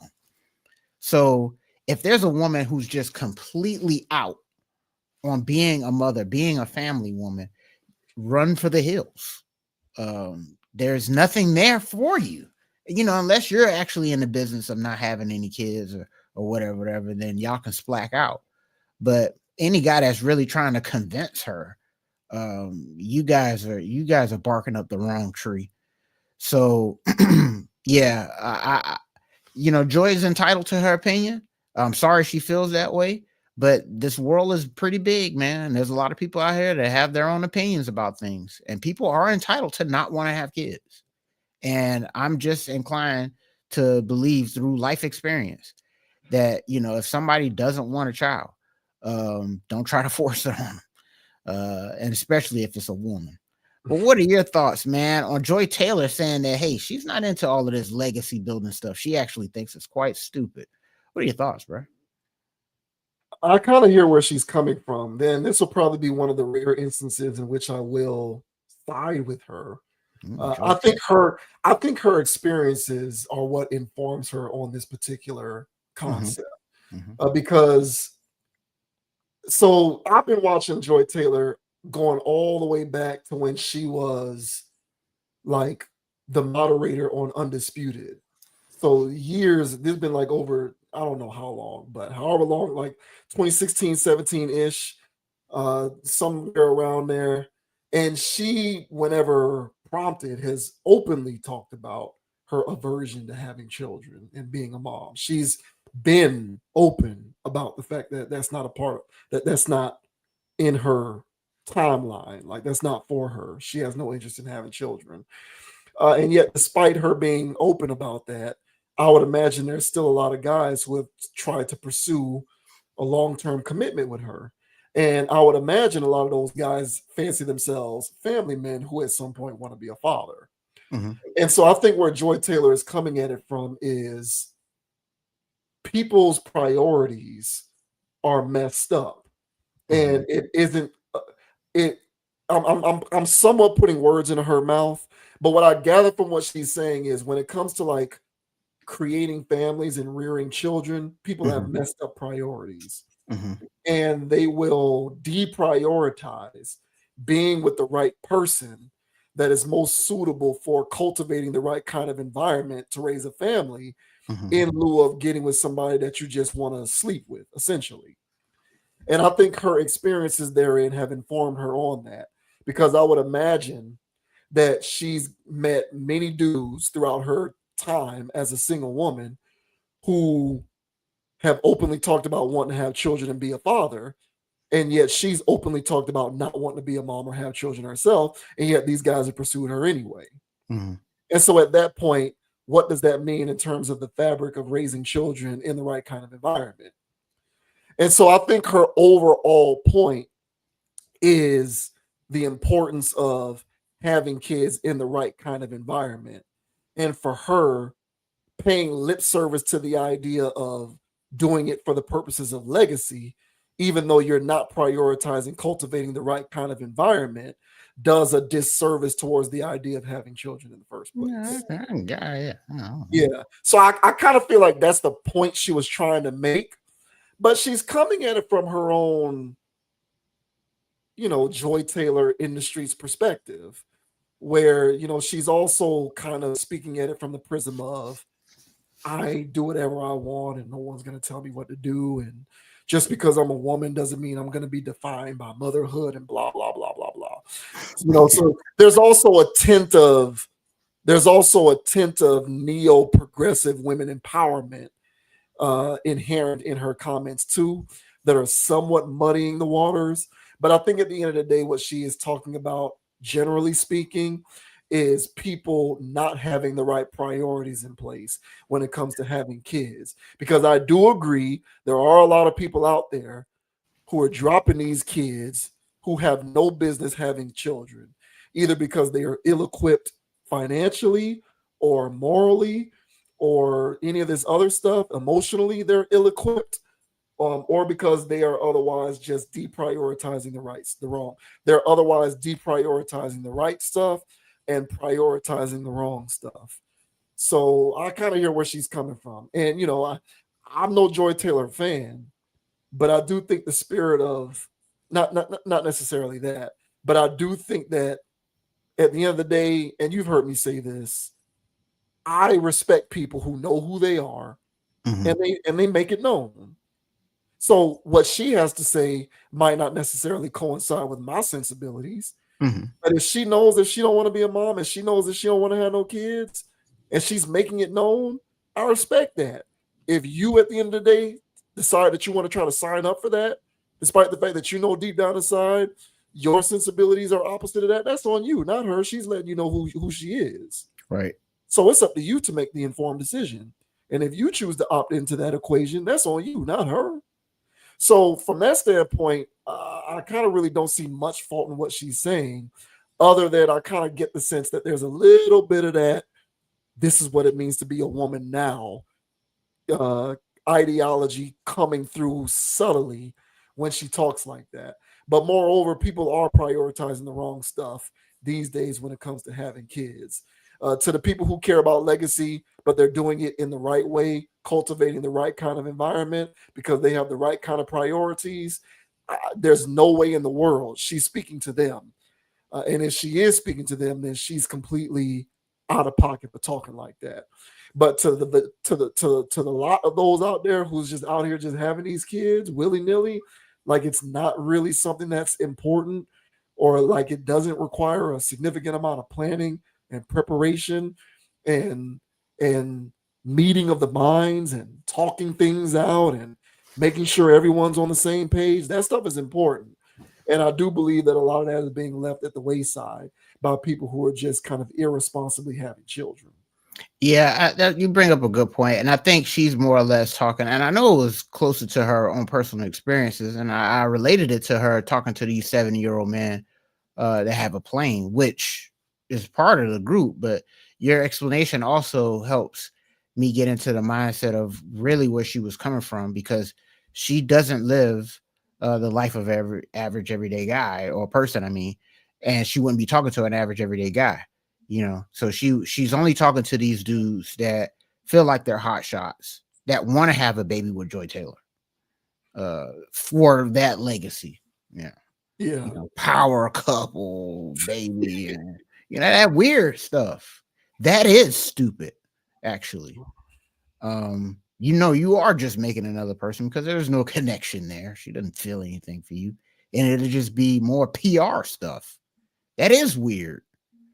So from that perspective, yeah, but Joy needs to realize who she's talking to. It can come off a little. It's not in touch with reality. That's her reality, I guess, but that's not the reality of the majority of people. That's not the reality of the people that's watching the show, and it's not the reality of the people that support you. You know, that's fans or whatever.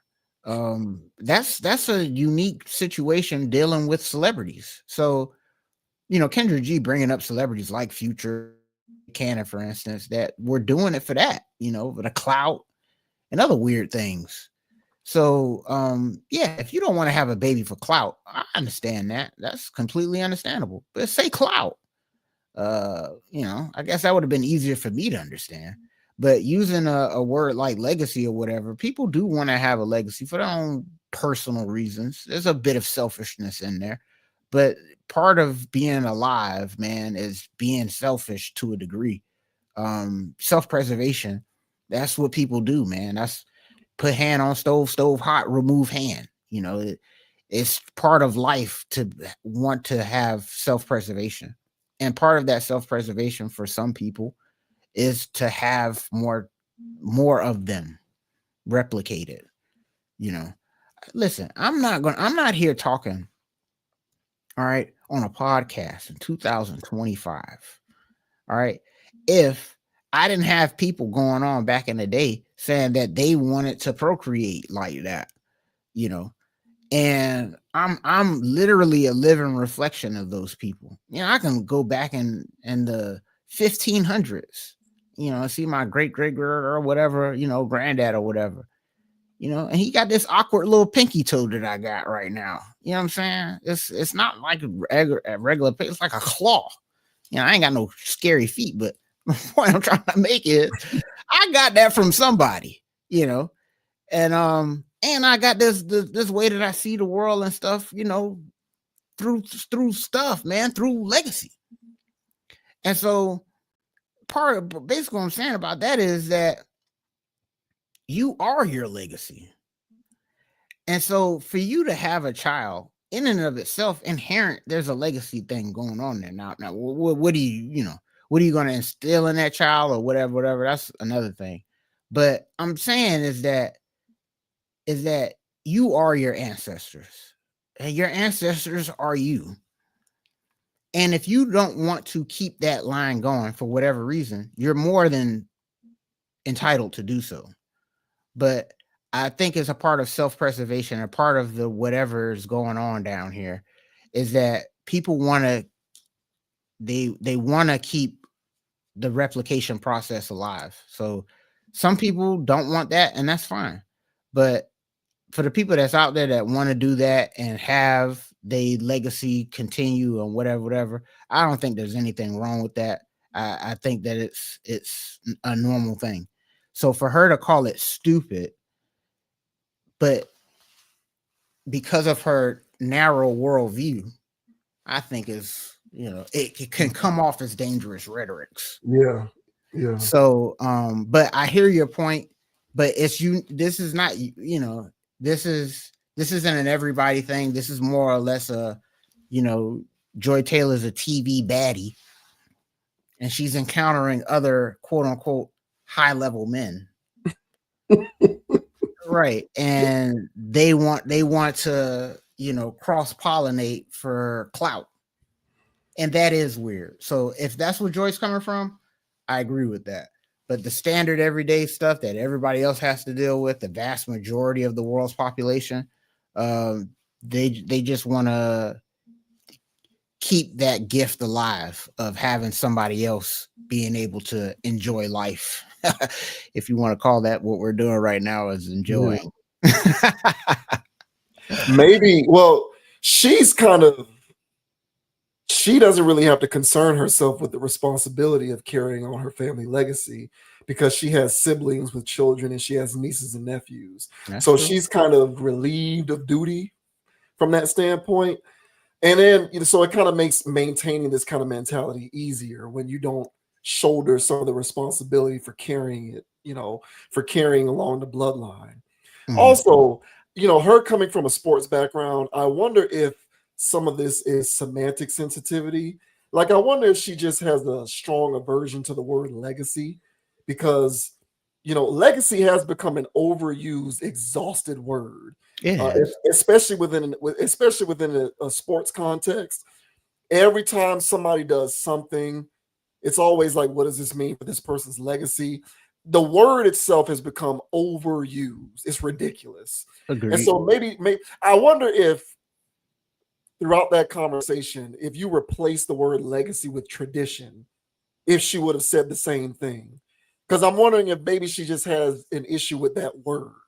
Because because how these days people do take issue with words. And so I don't know, maybe she feels some type of way about the word legacy because of how overwrought and overused it is. Because at the end of the day, there's nothing wrong with a person desiring to maintain a certain modicum of tradition. And the only way that you can keep that going is by creating future generations. If you don't create future generations, then it just dies. It just stops. So that to me is reasonable.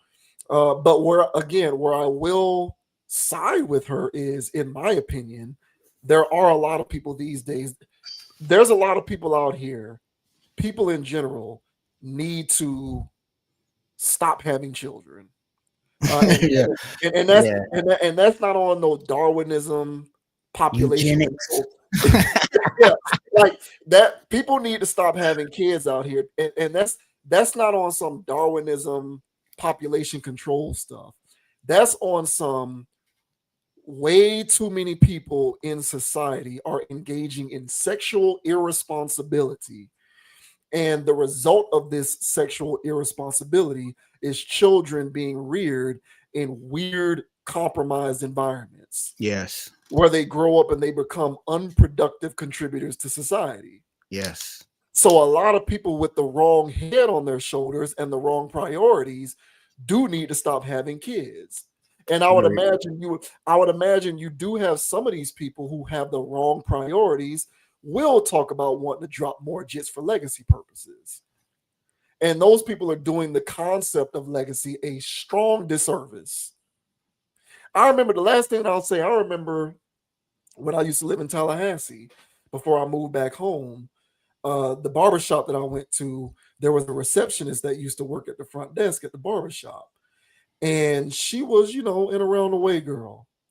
And she would openly talk about how many different baby daddies she was going to have. She was going to have. She anticipated, like, you would have to have been there to hear her talk. But I'm trying to sum it up as best I can. But basically, she would, in casual conversations, talk in such a way in which she was anticipating having multiple children by multiple guys. It was an anticipation that she had. Yikes. And so my thing is, like, hearing her speak like this so casually, she kind of knew before she even had her first child what was set before her, being a multiple baby mama. And I would imagine she comes from an environment in which that was around her, multiple women who were multiple baby mamas. And so that's the kind of thing that needs to stop.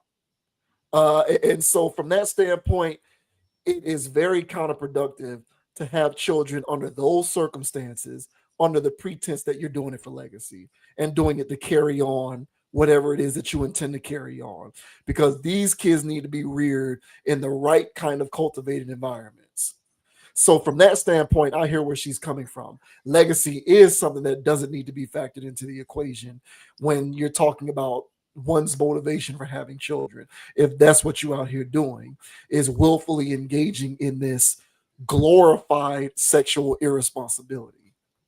Yeah, that's fair, man. I think what needs to happen is that, which we're not going to get, but we really need like a definite, like a dictionary for all of these online terms that are being used, because yeah, man, things can get a little convoluted. Because is she talking about regular legacy? Is she talking about some weird stuff that she's encountering with her celebrity friends? Or like who the hell knows?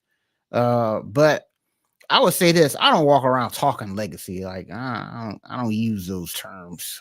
I mean, me personally, I don't go, yeah, this is for my legacy. Yeah, whatever with that, man. I really think that she was triggered by that word because of her profession. I think because even in sports, that word is so overused, and so I think I'm guessing that I'm guessing that she has an aversion to, the implementation of that word, because it is an overuse. People are using that word way too much nowadays. She again, and that's why in her example, she was going off on that tangent, talking about some people gonna know your name. Like that's not why the average everyday person is doing it.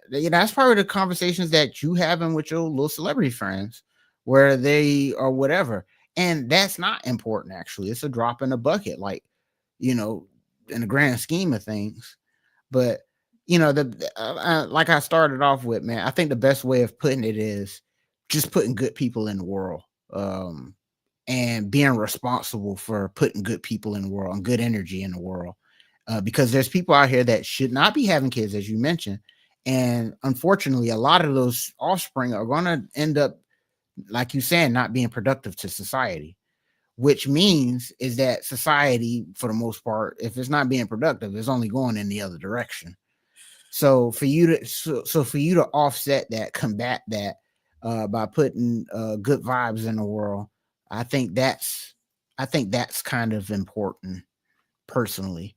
So now granted, everybody's got their own worldviews, but yeah, man, I think that for the people that are capable, the people that do want to have kids for whatever reasons, and you do consider yourself a contributing member of society and you want to have a family, it doesn't hurt to put good people in the world. It doesn't. Oh. Yeah. So, but Joy is completely removed for whatever reason. She doesn't want that for whatever reasons, and believe her.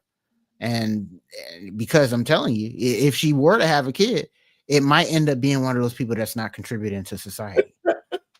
So the fact that she's self-aware and not wanting to do that, great, Save that for the people that actually want to actually make the world better.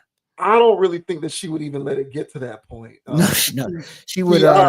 She would use her women's rights. That is correct. Yeah. That is correct. I feel very comfortable saying that she is a pro-choice advocate. Yeah, pro-choice. She was pro-choice that was straight to the clinic. So she may have. Who knows? She's probably done it already. So hey, man, it'd be like that, man. And by the way, fun fact, man, that baby never leaves if she did it. As soon as that baby DNA gets to rolling, that always stays in the mama, which I didn't know about. But so that baby ends up being a party anyway, even if you decide to exercise your woman's rights. So hey, who knows, Joy? But yeah, man, shout out to Joy Taylor, man. I'm a fan of the Taylor family, man, because Jason's over at my Hurricanes. He played for the Dolphins. Every time I take digs at Joy, I feel like I'm taking jabs at Jason, man. It ain't like that, Jason. You know what I'm saying? Your sister just be making news, bro. Yeah. She is a friend of the channel, though. Can't take that away from her. Yeah, go Canes, man. Go Dolphins.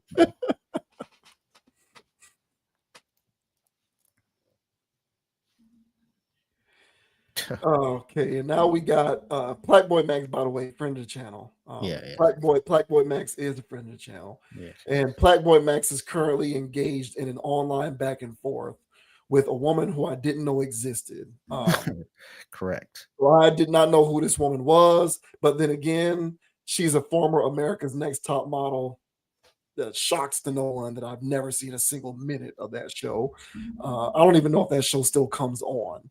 But apparently, Plaqueboy Max was out in the streets doing his thing, trying to promote his music, I think, or several other endeavors. And this woman pulled up on him, saw what he was doing, and decided to get into a little, mini social media collaboration with him to give him the opportunity to promote his stuff. At some point during this mini collaboration, she said something which suggested that she was looking for a kiss from Mr. Max, and Mr. Max declined. Apparently, this woman told Plaqueboy Max to not use the footage in question here, but that footage went viral, and now she's throwing dirt all over this guy's name on the internet and talking about going to court and all kind of stuff. And Plaqueboy Max is coming back saying, hey, look, man, all I did was refuse a kiss. It ain't that serious. It's all love, but I don't know what your deal is with all of this unfooting that you're doing. So this woman's name here is named Kenya Hill. Again, never heard of this woman before this situation. But this says, I didn't want to kiss you. Plaqueboy Max responds to Kenya Hill's threat of legal action. Twitch streamer Maxwell Plaqueboy Max has responded to American actress and model Kenya Hill's threat of legal action, saying that he didn't want to kiss her. For context, Kenya Hill has appeared on Plaqueboy Max's recent in real live stream, during which he had requested that people vote for him for the Streamer Awards 2025 and the Grammy Awards. While recording their Instagram story, the former America's Next Top Model contestant said, blah, blah, blah, blah, blah. I'm going to play the video so y'all will be able to see the video. The former FaZe Clan member refused, and the video of their altercation went viral on X. Kenya Hill eventually shared a series of Instagram stories expressing her displeasure with Plaqueboy Max for using footage of their interaction. She also threatened him with legal action.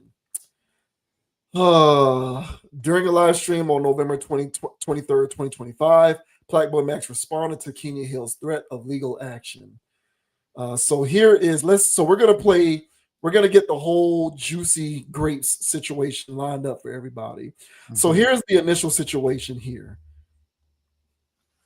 Hi, I'm sorry, but I'm from America's Next Top Model, and I don't know who you are, but you're out here talking about Black excellence. Yes. What are you promoting? So I'm a streamer, Wait, hold on. All right, let me go back to the beginning, because when you full screen it, everything goes out of focus. So I'm going to back it up, and we'll just look at the embed on the web page. Hi, I'm sorry, but I'm from America's Next Top Model, and I don't know who you are, but you're out here talking about Black excellence. Yes. What are you promoting? So I'm a streamer, I also make music. I don't know if you know who Fred Again is and Skepta. I have a song nominated for a Grammy with them, Victory Lap. Really? Yes. And I am nominated for Streamer of the Year. Music streamer, best stream series, best stream How do I collab. support you? Right here, support black business. What's your name? Should I put you on my stories right Yes, now? yes, you Support should. your black business? 100%. We're here with Plaqueboy Max. Plaqueboy Max. Y'all know what time it is. All platforms. all platforms. You Make gotta sure y'all support vote. him. Oh, upside down. Make sure y'all vote. Vote. Exercise the right MLK fought for. Vote. Period. All platforms. Grammys. Okay, for that, bro. I can't do that. I can't do that. I can't do that. I can't. I'm sorry. I can't. You know what? I can't. Love though. I'm out. Oh my God. What the fuck just happened? And you guys were filming stuff obnoxiously with every single person who recognized him. I don't even know this guy. I literally am running an empire right now and have no clue who I don't have X and don't even have the time to log in and sign up. So I walked up to you after his little outburst. He probably don't even date black women. But I said to you guys very clearly, please don't use that footage. And I don't know what collegiate level you guys are at, if you guys went to college or whatever. But I asked you not to use that footage. Not only did you use the footage, but out of everybody there, you talked to a lot of people. We heard you a mile away. That was the only footage that you used. And I verbally told you not to use it. I have so many things going on right now that I don't have time to take you to court, but I dare you. I dare you to try me, because now you are taking up my time. This 3 minutes that it's taken to post this, I could have been making money. So your new fame, his Instagram, I don't even know who gave him the idea. Do you know the connotation behind the word plaque? And I don't know if this is maybe a different kind of plaque that you're talking about. Maybe it's a different one. But the first thing I thought of, because I don't think he has any real plaques, was plaque on your teeth. Okay. You maybe want to understand the connotation and the vibration that certain words carry through society. I don't give a damn about who you think you are or any of your followers. But he walked away from me so disrespectfully. And it doesn't matter about America's Next Top Model. You don't ever depart from a real woman in that nature. Ever. What? You played yourself. Good luck with that Grammy. Good luck. I really genuinely hope you get it, because that's probably going to be the height of everything that you get. But that's not none of my business. Wow. It's between you and God. God damn. Bro, that was 2 minutes of nails on a chalkboard. Oh my goodness. Here, we'll go ahead. We'll play what Plaqueboy Max's response was. So here's Plaqueboy Max responding. Ain't no sense. You want me to kiss you on your cheek because you saw it was lit. You saw it was getting nominated for shit. You wanted to steal my cameraman. I didn't want to kiss you, and then after I didn't want to kiss you, now you're threatening to sue me. What the fuck are we talking about? Convo is over. There's no arrogance. There's no nothing. Love to you and your family or whatever you got going on. But shit, I didn't want those cheeks. I didn't want those lips. I wasn't trying to do that. Shout out to you. That's all it takes. That's it. That's all. All right. Anyways, guys, we off. Okay. As of this writing, Kenya Hill has not commented on Plaqueboy Max's response. So yeah, she was like, "Am I gonna get a smooch or something like that?" And Plaqueboy Max was like, No, I'm sorry, I can't do that. And then he walked away. And lo and behold, all of a sudden, she didn't want that footage to be shared, and now she's talking about taking him to court. Go ahead, the floor is yours. Hey, bro, damn. Hey, listen, man. No, I have never heard of this young lady. Now, I don't know about America's Next Top Model. I don't know if she was just a candidate or if she won, but you know, I was calling her, and it's not fair, but I was calling her America's Next Top Jawline. And I was saying, like, look, bro, you know, he probably didn't want to kiss her on the cheek because, you know, he didn't want to get cut by them sharp ass I'm sharp as Juelz. I don't know what's going on. The delusion she lives in is next level. I know I used to take, I didn't like being rejected when I shot my shot, and every guy for the most part, they don't like it, but you just, hey man, next play, bro. Next play. She shot her shot, whether she knew or didn't know who he was. I agree with Plaqueboy in the sense of, hey, you see that he's lit though. You know what I'm saying? So even if you don't know him, you see that he's lit though. I mean, he's got a Grammy nominated thing. He's going up for Streamer of the Year. He's got all these people and bright lights around him. Like, maybe this guy is somebody, And she shot her shot and fell flat on her jaw. And so now that everybody sees this, you know what I'm saying, she feels embarrassed. So now she said, I told you not to play this. And it's like, well, it was a live stream. So he can't, it's a live stream. So I don't know what she's talking about for him not to play it. It was literally recording as they were doing it live. So I don't know what her deal is. She just couldn't take the rejection. So much so that she started crashing out. Multiple videos, using all kinds of slander to besmirch his character. Anything to help herself feel better about just getting turned down. Yeah, you just asked for a kiss. He said no, and he walked away. And last thing I'll say, you don't know why he said no. You just know he said no in a way that you didn't care for and walked away.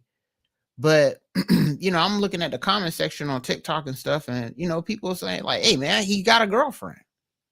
You know what I'm saying? Like, he got a girlfriend. And so if the girlfriend's watching the stream, or the streets are gonna post it later or whatever, that he kissing some top model girl, why he supposed to be streaming, that might be some issues at home. So he avoided it. So you don't even know why he said no. You just know he said no to you. And now all of a sudden it's World War III. So, hey, listen, lady, learn how to take some rejection in your life. Not everybody's going to think you're the top model, and that's okay. So, yeah, man, I think that this is just a life lesson for her, honestly. And I'm with Plaqueboy with this. He didn't want anything to do with that. He didn't do anything wrong. So I hope she feels better now, because she was just talking some wild stuff. But what are your thoughts, man, on Miss Top Model here getting turned down by Plaqueboy and now upset about it, threatening to take legal action? That whole listening to her talk was absolute nails on the chalkboard. She, we don't have such a thing, but if we did, she'd be on it like a conscious approach blacklist. People who are just on the blacklist, persona non grata. People who need to just be thrown in the gulag and just never listen to again. It's a mighty achievement to be able to get put on that list. Mm-hmm. Previously, I had never heard of you. But this to me was just so disgusting. With every syllable that she uttered, I almost threw up in my mouth. She and see, first of all, so there's a couple of layers here. First of all, she comes from a celebrity entertainer, America's Next Top Model world. These types of women make their money off of the perception of their desirability. Yes. The moment that the shroud of desirability goes away, they're less viable in the market. The viability of their career dissipates to a certain degree. So it is harmful to the longevity and viability of her career to be perceived even remotely as undesirable. And when a streamer who is as popular as this kid refuses a kiss from you, it could be interpreted as your relative level of undesirability.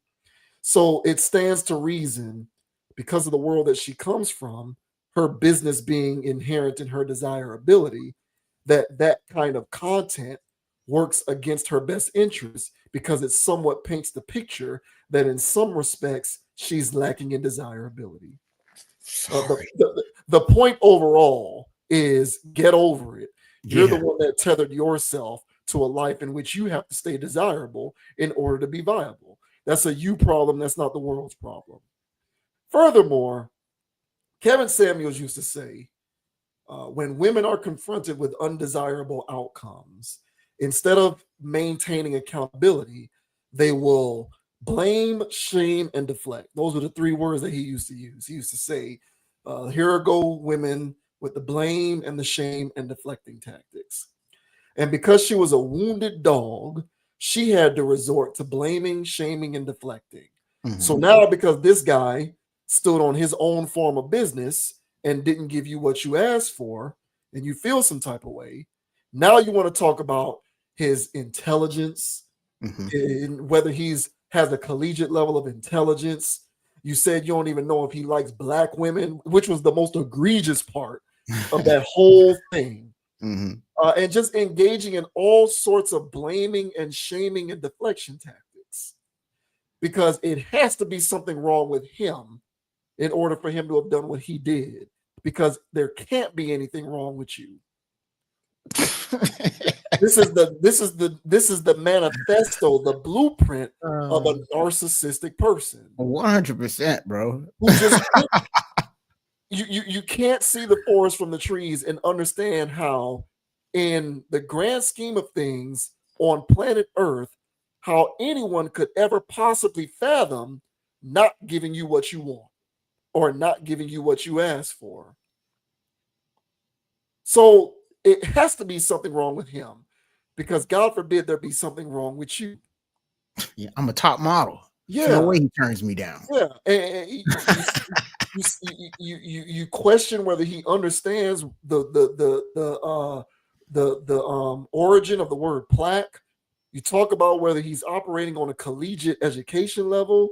You question his preferences in women, because maybe he just don't like black women. That's why he don't like you, bro. I gotta tell you, I don't know who this chick is, honestly, but this kind of mentality represents the worst in humanity. It does.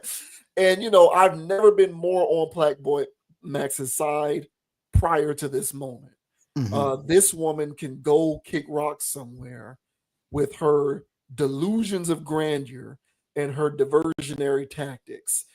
This perfectly exhibits narcissistic personality disorder. And it is sad that she has largely, from what I can tell, been rewarded for her self-destructive behavior for the vast majority of her life, because that is the only way to explain why someone in good faith would go on to her own social media and continue to peddle that kind of speech. Crazy stuff, bro. It was a video out there where Jamar Chase I know exactly what you're talking about. Yeah, he was out in the streets. You know what I'm saying? This Dr. Miami Frankenstein type girl. You know what I'm saying? Just coming over there with her BBL, thinking that it's whatever. And, he just brushed her off. The internet found it hilarious. And because of that, she came out and had to clear the air on some stuff or whatever. And it's like, damn, girl, sometimes you can get rejected.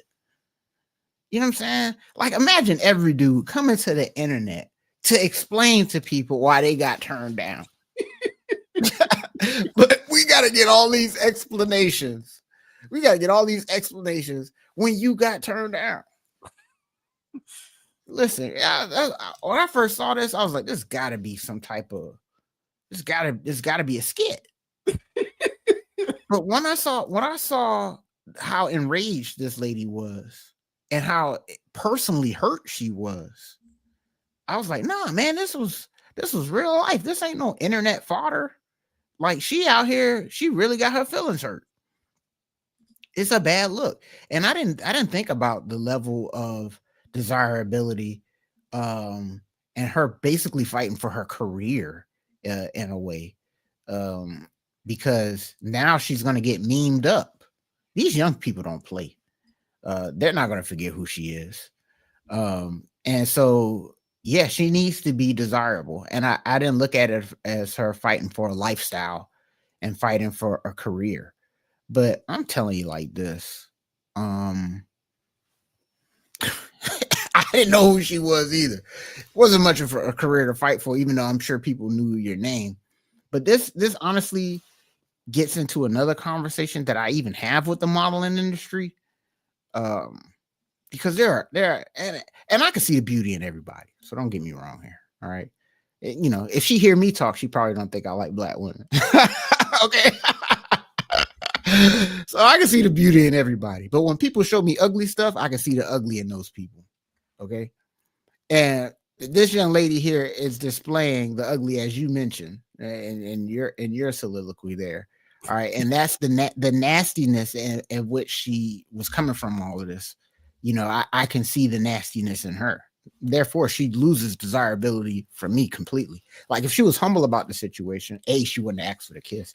Or B, even if she got turned down, she would have been a lot more humble about the situation. But this lady, as you mentioned, she has some type of personality disorder that she just let on full display in her little rants there. So, but my issue with the modeling industry is, you look at pictures of her and she's got an anorexic build. All right. It's a sideshow. And it's what the modeling industry does, and what they promote. You rarely see models that look good. You'll see models that look good, but not really. In order to be a model, and I guess there's ebbs and flows to it, but right now the models that I'm seeing are of the unhealthy kind. They don't look nourished. You can see bones.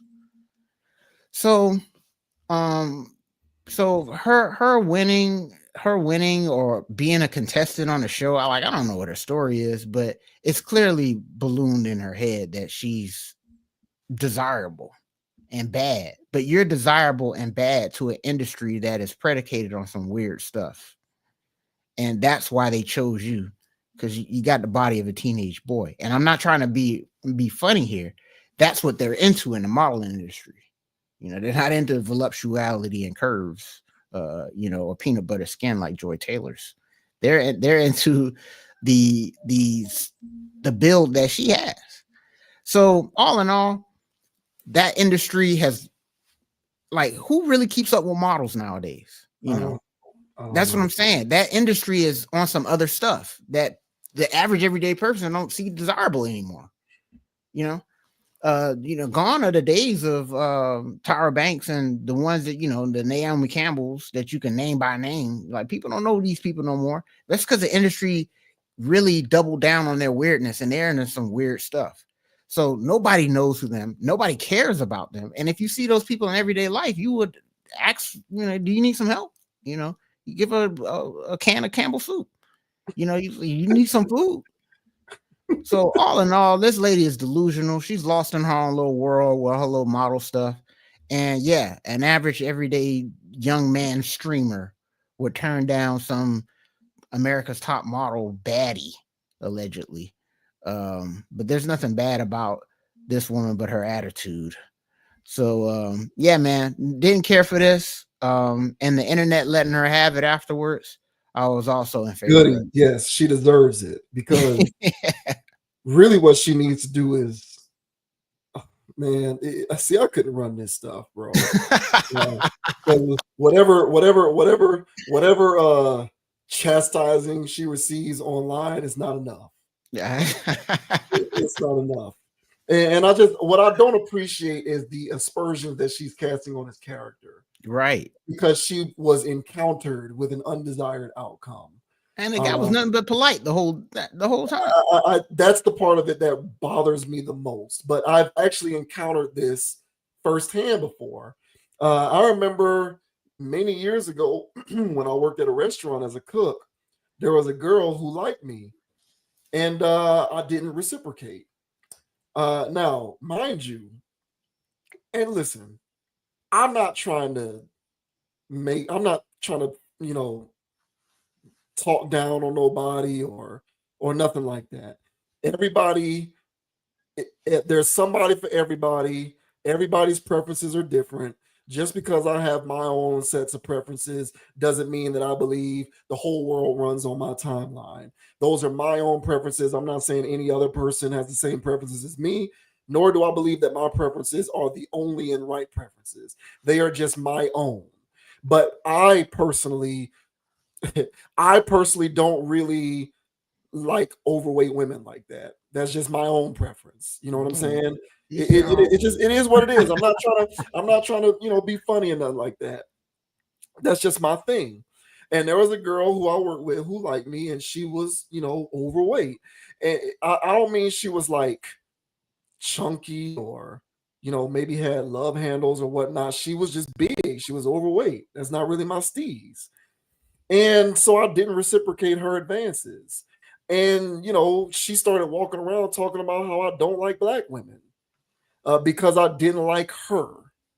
And it's like, what brand of narcissism are you so enveloped in that you think that because I turned you down, that it must mean that I just don't like all black women? How absurd of a notion is that? But she was actively walking around saying that. It was the most ridiculous thing that I've ever experienced. But that happens. So there are people whose behavior over time, and this chick was a regular chick. She ain't no celebrity. At least this woman is weirdo America's Next Top Hollywood, a Next Top Model crap. Mm-hmm. But this girl was a cashier at the barbecue joint that I worked at. She wasn't nobody special. She didn't have no notoriety. And yet she had her behavior throughout the course of her life rewarded to the extent in which she did not know how to encounter any kind of rejection. Mm-hmm. So the only way that she can reconcile it is by drawing the conclusion that there's something wrong with me. Mm-hmm. So this is trickled down to everybody. It's not just going on in celebrity weirdo world. Mm-hmm. And people need to get a grip and understand the world does not operate on your timeline. Correct. This is not the world according to you or any other one individual. And so this is just disgusting, dangerous to the highest order rhetoric. Yes. And if she suffered more career setbacks, even though I don't wish for anybody's livelihood to be particularly compromised, I wouldn't lose sleep over it because, in my opinion, she deserved it. Yeah, hey man, this is not a good look for her. So she's gonna have to do some PR stuff to clean this up, man. Because for a lot of young people in the world right now, their first impression of her is this. So, and I bring up the young people because, well, these are going to be the people supporting you when you wanted to parlay your career into being somebody like a Tyra Banks that has a TV show or whatever she's trying to do and grow her brand and her life. Like, a lot of these young people are going to end up supporting you. So this is not a good look for her. You don't want to be on the wrong side of internet memes with these young people. So, and her just doubling and tripling down didn't help the case. So, yeah, just tighten up, man. But honestly, for the ladies out there that don't know how to take rejection, man, I don't know what to say about that, man. But life ain't gonna always give you what you want. So, so sometimes you got to take it on the chin, there, Miss Miss Jawline. So, hey, man, best of luck to her, and shout out to Plaqueboy, man. He came out on the clean side on this one. Yeah, I'm just, listening to this woman, I feel like I need a shower. Just everything that came out of her mouth was just gross and disgusting. Hey, man. I knew that was gonna get to you, bro. I knew, but hey, that was good TV right there, man. This stuff.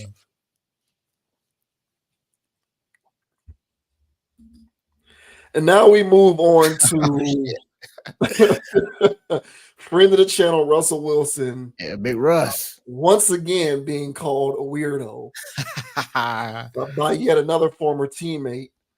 This time, Trevone Boykin, who has his own set of past, histories with issues. And he described an experience in which he was invited to spend Thanksgiving with Russell Wilson. And when he got there and saw that it was him and his family with Sierra, but didn't see any of his own immediate family, he believed that was weird. And so he was kind of saying that Russell Wilson was a bit weird for that. Shannon Sharpe, of course, took exception to this, coming out in defense of Russ. He didn't really appreciate the way Boykin characterizes Russell Wilson as weird because he doesn't really know what Russell has going on in terms of his family dynamic. So this says Shannon Sharpe calls out ex-NFL star Trevone Boykin for Russell Wilson criticism. The word star is a bit of an embellishment there. Yeah. A Thanksgiving invitation at Russell Wilson's home unexpectedly turned into a podcast debate and eventually a public clapback after former Seahawks backup quarterback Trevone Boykin described the gathering as weird. And according to Hollywood Unlocked, once the comments circulated online, Hall of Famer Shannon Sharpe didn't hesitate to weigh in. Boykin, who spent part of the 2016 season backing up Wilson in Seattle, recently recalled being invited to Wilson's home for Thanksgiving during a podcast appearance. According to Boykin, the dinner included Wilson, his wife Sierra, their children, baby Future, a private chef, and several dogs. What stood out to him wasn't the hospitality, but who wasn't there. He added that it struck him as unusual that Wilson's mother and sisters weren't present, saying, "It's still weird to me." That framing didn't sit well with Sharpe. Speaking alongside Chad Ochocinco Johnson, Sharpe mocked Boykin's decision to critique someone who hosted him for a holiday meal. Without defending or attacking Wilson's personal choices directly, Sharpe emphasized a simpler point: families don't all celebrate the same way, and being invited into someone's home comes with an expectation of discretion. While Wilson remains one of the most recognizable quarterbacks of his era, with a Super Bowl ring and over a decade as a franchise starter, Trevone Boykin's NFL career followed a far different trajectory. Undrafted out of TCU in 2016, Boykin appeared in a limited reserve role with Seattle, starting one game while Wilson recovered from injury. Off-field legal trouble soon overshadowed his football future. In late 2015, Boykin was arrested following a bar fight in San Antonio that resulted in charges including assault on a public servant. In 2017, he was arrested again in Dallas for marijuana possession and public intoxication after a vehicle incident that injured pedestrians. The most serious allegations came in 2018 when Boykin was charged with aggravated assault involving his girlfriend, Shabrika Bailey, after he broke her jaw during a domestic dispute. Those charges ultimately led to a guilty plea for aggravated assault and witness tampering. In 2020, Boykin was sentenced to 3 years in prison for the crime. Wow. So yeah, pretty serious stuff. Now here is a little playback of the series of events. Russell Wilson, I went to his house for Thanksgiving. The weirdest feel like he catered. So bro, I come from a traditional country black family. We doing that. If I got as much money as Russell Wilson, my whole family would talk about me so bad if I ain't fly everybody out there for Thanksgiving. And I'm sponsored by an airline. Yeah. Maybe he's not close to his family. And maybe he not. But his mama wasn't there. Sisters wasn't there. You know what I'm saying? Like, and even though, like, it's still weird to me. I'm just still, even if you don't fool with your family, like, it's still weird to me on Thanksgiving. My family gonna do the food. This is what we gonna do. If you the one with the money, we coming to your house. You know what I'm saying? Like, let me that part. That's what we gonna do. So yeah. to get over there and catch Russell Wilson, like him, is literally him, Sierra Daddy, me, Noonie, Baby Future, the chef,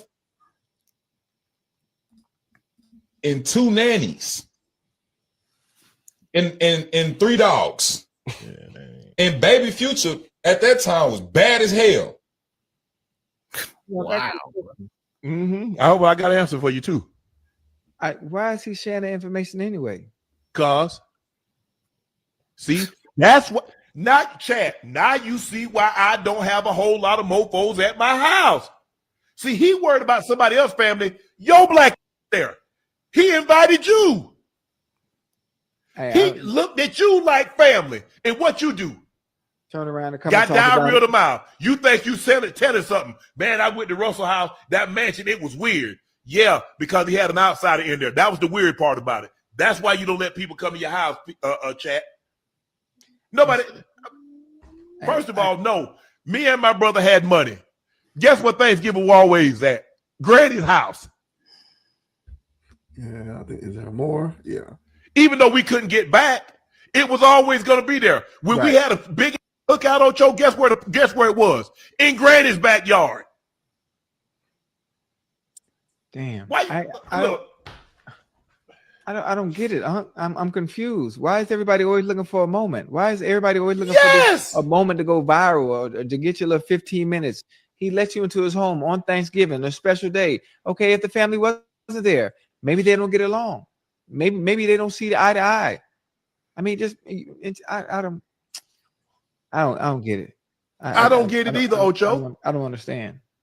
His family wasn't there, but you was there. But you take this opportunity now, years later, to talk about it. Because Russ ain't been in Seattle for a long period of time. Right. And now you bring this up. That's because you try to, guess who was there? Sierra Daddy,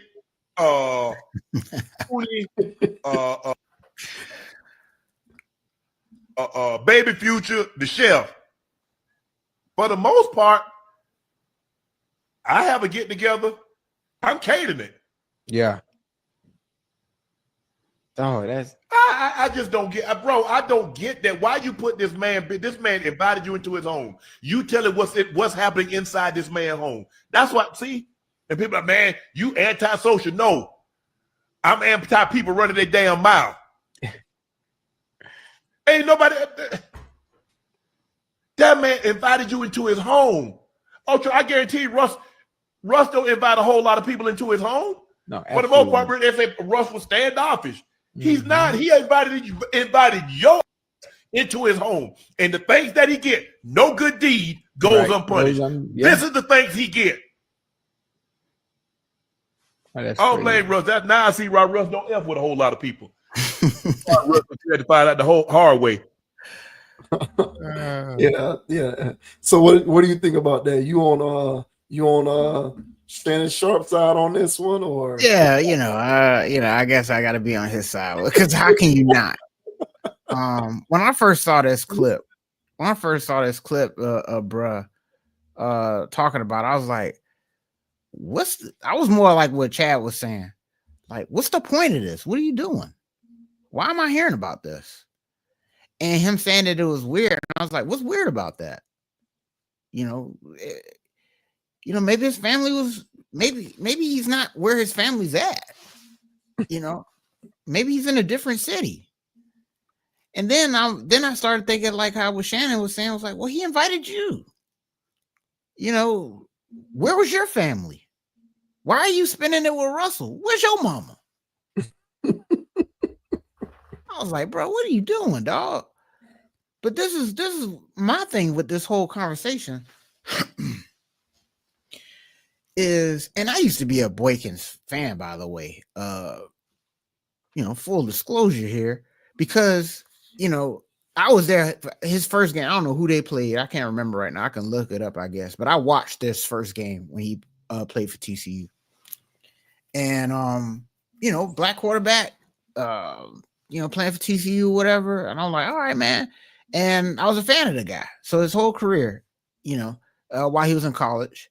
Then, I didn't think he was going to go to the NFL, but when I heard that he was, on the bench at Seattle, I was happy for that he made it to the league. So this is somebody that I was, shadow following. I did know he got into legal trouble. I didn't know it was all of that. A lot of CTE behavior in his charges. But I completely forgot about this dude. So when I saw this clip, I'm like, what's going on here? And then when they said the name and I Googled, I was like, oh, that's bro. And I'm like, well, why are you doing this, dog? And this is my problem with sports podcasting, because I used to love it, man. I used to love sports podcasts because they were talking about the game.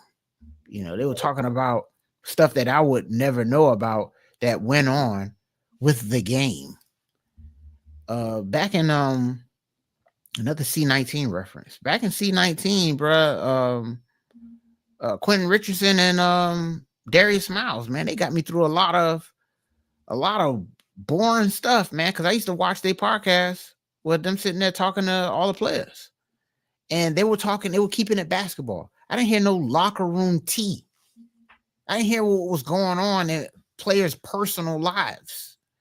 But nowadays, these guys that's just podcasting or whatever, these athletes, they get on there and start airing people out. They start talking dirty laundry stuff. They start beefing with each other and weird stuff going on. I'm like, what about this stuff is man? You know, I'm feeling like Dame Dash out here calling these guys chatty patties because they're just sitting on there talking about stuff that was supposed to be for the locker room. You know, I used to like listening to these guys talk because I thought they was going to tell me about, you know, things with their preparation, funny stories about, you know, what coach said to them or whatever during film or, you know, something like that. But talking about other people's business, talking about what other people was doing, like drugs or something, like I've heard it all with these athletes talking on these podcasts. So when I saw this clip, I said, this is the most baseless name drop I've ever heard when it comes to these athletes. I've never heard a story so irrelevant being told by an ex-athlete for clout. You know, he was saying Baby Future name like I'm supposed to care. And Baby Future was there like, I don't give a damn about Baby Future. And he was bad too. You happy you saw Baby Future, bro? You're being weird. So all in all, man, I'm with Shannon Sharpe and Ocho with this. This is strange stuff. And knowing Russ, and even though Russ probably knew that this guy had some issues or whatever, Russ was just trying to extend a helping hand, I'm sure. And say, hey, man, he ain't got no family here or whatever. Let me look out for bruh. And now it turns into this situation of he being weird. So, yeah, man, it's just a strange situation, but there's no way I can side with Boykins on this one. He's all the way in the weird with this. But what are your thoughts, bruh, on this Boykins guy airing out Russell Wilson for being weird on Thanksgiving? Yeah, sports podcasting is becoming more and more its own. Yeah, it's becoming its own version.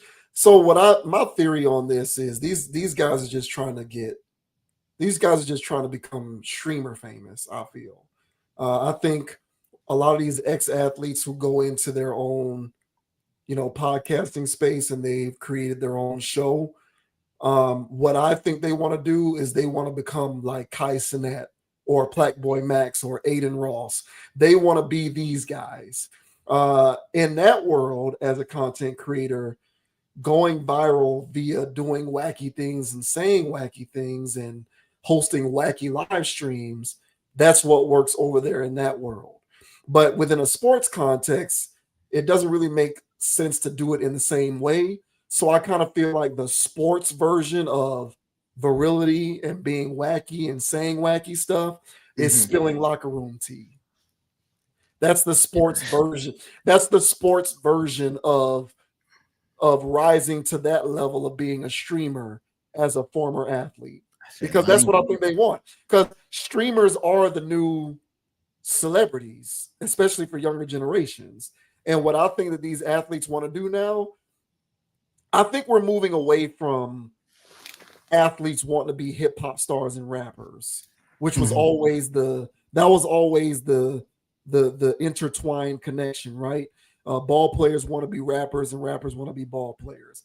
I think we're moving away from that dynamic, and I think the dichotomy is now becoming athletes want to be streamers and content creators. I believe that. That's what I believe. I think they want to get some. They want to occupy that space, that level of fame, and within a sports context, I think locker room tea and gossip is the way to get there. Stuff lame, bro.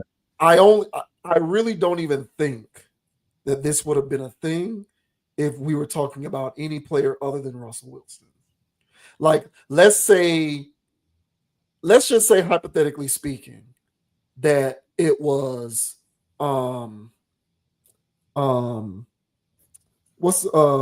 Richard Sherman. Let's just say hypothetically speaking, and I don't know Richard Sherman or his life. I'm just trying to make a point. Let's just say hypothetically speaking that it wasn't Russell Wilson, but rather Richard Sherman who invited him to the house, and just swap those two individuals, but leave all the rest of the circumstances the exact same. So let's say it was Richard Sherman who was hosting, and it was Richard Sherman and his woman and her baby and 2 chefs or 2 nannies and a chef and Richard Sherman's woman's dad. Same exact thing. I don't think this would have been a conversation point. Yeah, what's weird about that? The reason why? Because Russell Wilson is a lightning rod. You capitalize off of Russell Wilson's namesake, right? Of him being weird to put yourself on. Yeah. Because any other athlete, if it's the same set of circumstances, Richard Sherman doesn't have a reputation for being a weirdo. Right. So there's nothing really to use as leverage to put myself in a different stratosphere in terms of content or to attempt to go viral. Even though the circumstances are the exact same, you're just switching out the individuals involved. This is one of the reasons why I am inclined at times to come to Russell Wilson's defense when we talk about certain things.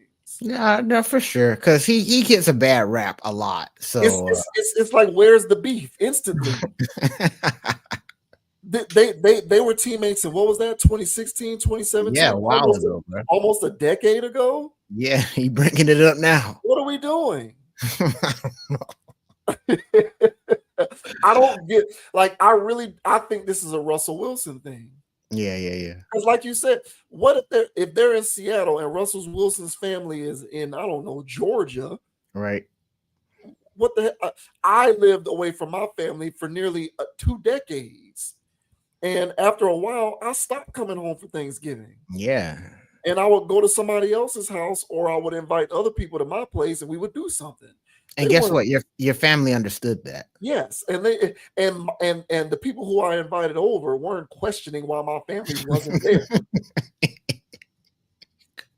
So this to me is a Russell Wilson thing, honestly, and it's another piece of evidence for me of individuals attempting to leverage Russell Wilson's place within like social discourse as an opportunity to get social cachet for themselves. And it's why I'm often inclined to come to his defense, because this to me was completely unwarranted.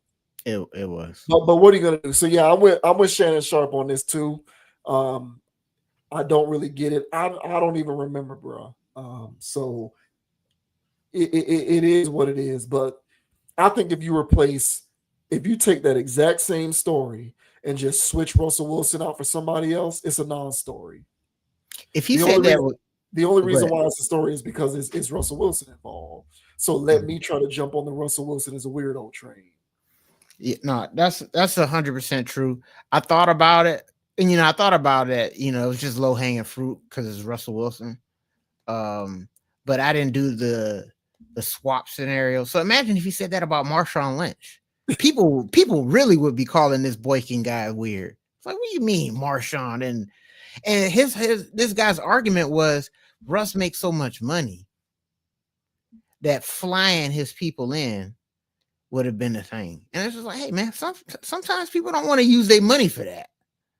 And what if you don't know their family dynamics? That is the kind of thing that a person with no money says. Exactly. Because you don't know logistically all that is involved in doing something like that. Yeah, you know what I'm saying? That's what a person without Russell Wilson's money would say. Exactly. And so, yeah, man, this guy here, man, I don't know what it is. But again, bro, like I mentioned, bro, those those situations that he got himself caught in legally, it sounded like CTE stuff. And this decision here wasn't very wise either. If he's trying to go viral, and he figured that he can use America's punching bag, Russell Wilson, to do it, and everybody was going to be on his side about that. Like, see, more evidence that Russell Wilson's a weirdo. I've seen more people attacking this Boykin guy than anything, and so this is another situation, man. The last two, where the internet, in my opinion, has gotten it right.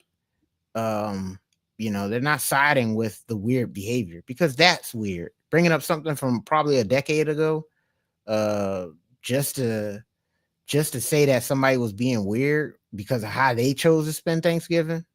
Come on, bro. That's that. And he invited you to his house. Even if somebody said this not on a podcast, if this was a one-on-one situation and this guy was telling me this, you know, and he said this, I was like, damn, bro, man invited you to his house. Like, I'd be like, why are you throwing him under the bus like that? Yeah, like, why are you telling me this? Yeah, I would have been like, bro, what was weird about it? That would have been my whole thing. Like, what's weird? You didn't tell me nothing weird. You know what I'm saying? And so it would have been strange if he told me this on close quarters. The fact that he got on a podcast unprovoked, because I wanted to go look at the clip, unprovoked. They didn't say, hey, any strange stories about anything. This guy just broke into it. So he had this in the batter's box, warming up. Yeah, I can't wait to tell that Russ. Man, what? So yeah, man, these guys, but we're gonna see more of this. We're gonna see more of this from these athletes, telling us stuff that we do not want to hear about from either locker room or anything else. Like, I don't want to hear about these guys' personal stuff, man, because what happened to the football fraternity? What happened to the brotherhood? These guys, or the basketball fraternity, a little talk about a little fraternity too. And these guys be just throwing each other under the bus with the weirdest stories, man. And I hate it. And you're right, man. It's all for content, algorithm, and all this other stuff. And it's like, y'all gotta stoop to these levels of petty tabloid stuff just so y'all can. What happened to y'all millions of dollars in y'all contract? So it's bizarre stuff, man. I don't get it. I don't like it. But unfortunately, this is a part of content creation nowadays for these athletes, and it's disgusting. Yeah, it is. It's a part of content creation, plain and simple. And yeah, I think these guys just want to get streamer famous. That's what I think. I think they're trying to get streamer famous. You know, it represents a middle ground, you know, for the ones who have too much dignity to do like Dancing with the Stars, you know what I'm saying? Or some gimmicky stuff like that Navy SEALs show that Cam Newton was on. So that's kind of the stuff that these ex-athletes who are hard up for money, they'll resort to stuff like that. But I think streaming and podcasting represents a nice middle ground where I need to make ends and I'm no longer involved in the sports business, but I also have too much dignity to resort to reality television or any of this other weird stuff. So what's a happy medium that I can strike? Oh, let me try to become a content creator. Oh, but as a content creator, I need to go viral. So as a sports person, how can I do that? Oh, let me just engage in gossip, sports gossip. This is disgusting, dog. But what's happening to our stuff, man? Listen, bro, like I've said before, bro, nothing is sacred anymore. Oh, and everything that we used to believe in preserving the sanctity of is being tarnished. You know, and the thing is, I can't even call them bad faith actors anymore because everybody's doing it. You know, it's like the good faith actors are in the minority because everybody is just bad faith acting. It sucks, bro. But I agree with you. We are going to see more of it. And there's nothing we can do to stop it because this is where we're at. Unbelievable, bro. Unbelievable. So 1,000 lashes to Trevone Boykin. Yes. I'm not a fan of this. And yeah, I'm with Shannon on this and Chad Ochocinco. And shouts out to Russ, man. People need to get off Russ's back. I'm getting tired of this. Yeah, you know what? I'm not trying to say that Russ is the perfect person, right? Or that Russ doesn't have his own quirks. But enough is enough. Y'all done skinned enough of this cat. Okay, let's move on to something else. I agree with that. So I mean, yeah, I'm no Russ defender or whatever. I'm neutral to all of this stuff, but I'm really starting to notice a trend where he's just sitting in the corner of the classroom. Everybody's still attacking him. He didn't do anything.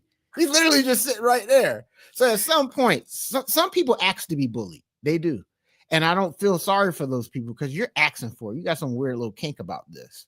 But there's some people that avoid bullying completely and they're just quiet, not bothering nobody. And then here comes the BS. I don't like that. And that's what it seems like what's going on with Russ right now. So 1,000 lashes agreed, bro, to this dude. Don't care for it. Yeah. All right, y'all. That was good stuff, man. But it is time for us to sign off. It is time for us to sign off. A round of applause to everybody who checked us out on tonight's stream, and a round of applause to everybody who is going to check us out via our individual video uploads. Check us out, JV Wins Dogon SS. I'm on IG at JV Wins JVWINS. Check out Conscious Approach on both TikTok and Instagram at Con Approach, CONAPPROACH. Download the podcast on Amazon Music, Apple Podcasts, and Spotify. Check us out. And yeah, man, as I always like to say, man, don't be a group thinker. Have a mind of your own. Think for yourself. Shouts out to everybody who is a part of the community. And until next time, we cannot wait to see you on the next live stream. Be safe. Y'all enjoy life. Don't be a narcissist. And keep doing good things in the world. Hey, yeah. And the name is Dogon SS. And you can find me on Instagram at Dogon_SS, on YouTube, DraftKings, MySpace, Facebook, Meta. Hell, man, if there's a social media platform out there, Dogon_SS is also out there. Make sure you guys like, subscribe, follow, and all that good jazz. And as I say every week, guys, we greatly appreciate you all for watching, liking, sharing, consciously leaving comments. All right. And so without you guys, or no us out here crushing it weekly, dropping jewels. All right. Like a cat burglar. All right. And as I say every week, guys, don't be too high, don't be too low. Keep it calm, keep it chill, keep it player. And don't let anybody get you off your pivot. So until next week, ladies and gentlemen, when the Miami Hurricanes are inducted into the college football playoffs, I'll see you guys next time because I still got more rings than Robert Horry. We'll see y'all next week. Yeah, I hope y'all get in. That's what's up. We have another year of Mike Norvell. So, my condolences, bro. That's sad, dog. Hey, look, man. Not everybody can afford to pay an $80 million buyout or whatever it is. So you got to dance with the devil that brought you. That's fair, bro. Yeah, but we signing off, folks. Thank you very much. We'll catch you on the flip side. Hit that like button. Hit that subscribe button. Thank you very much for watching. We'll see you later. Peace. Peace. Okay. Yeah.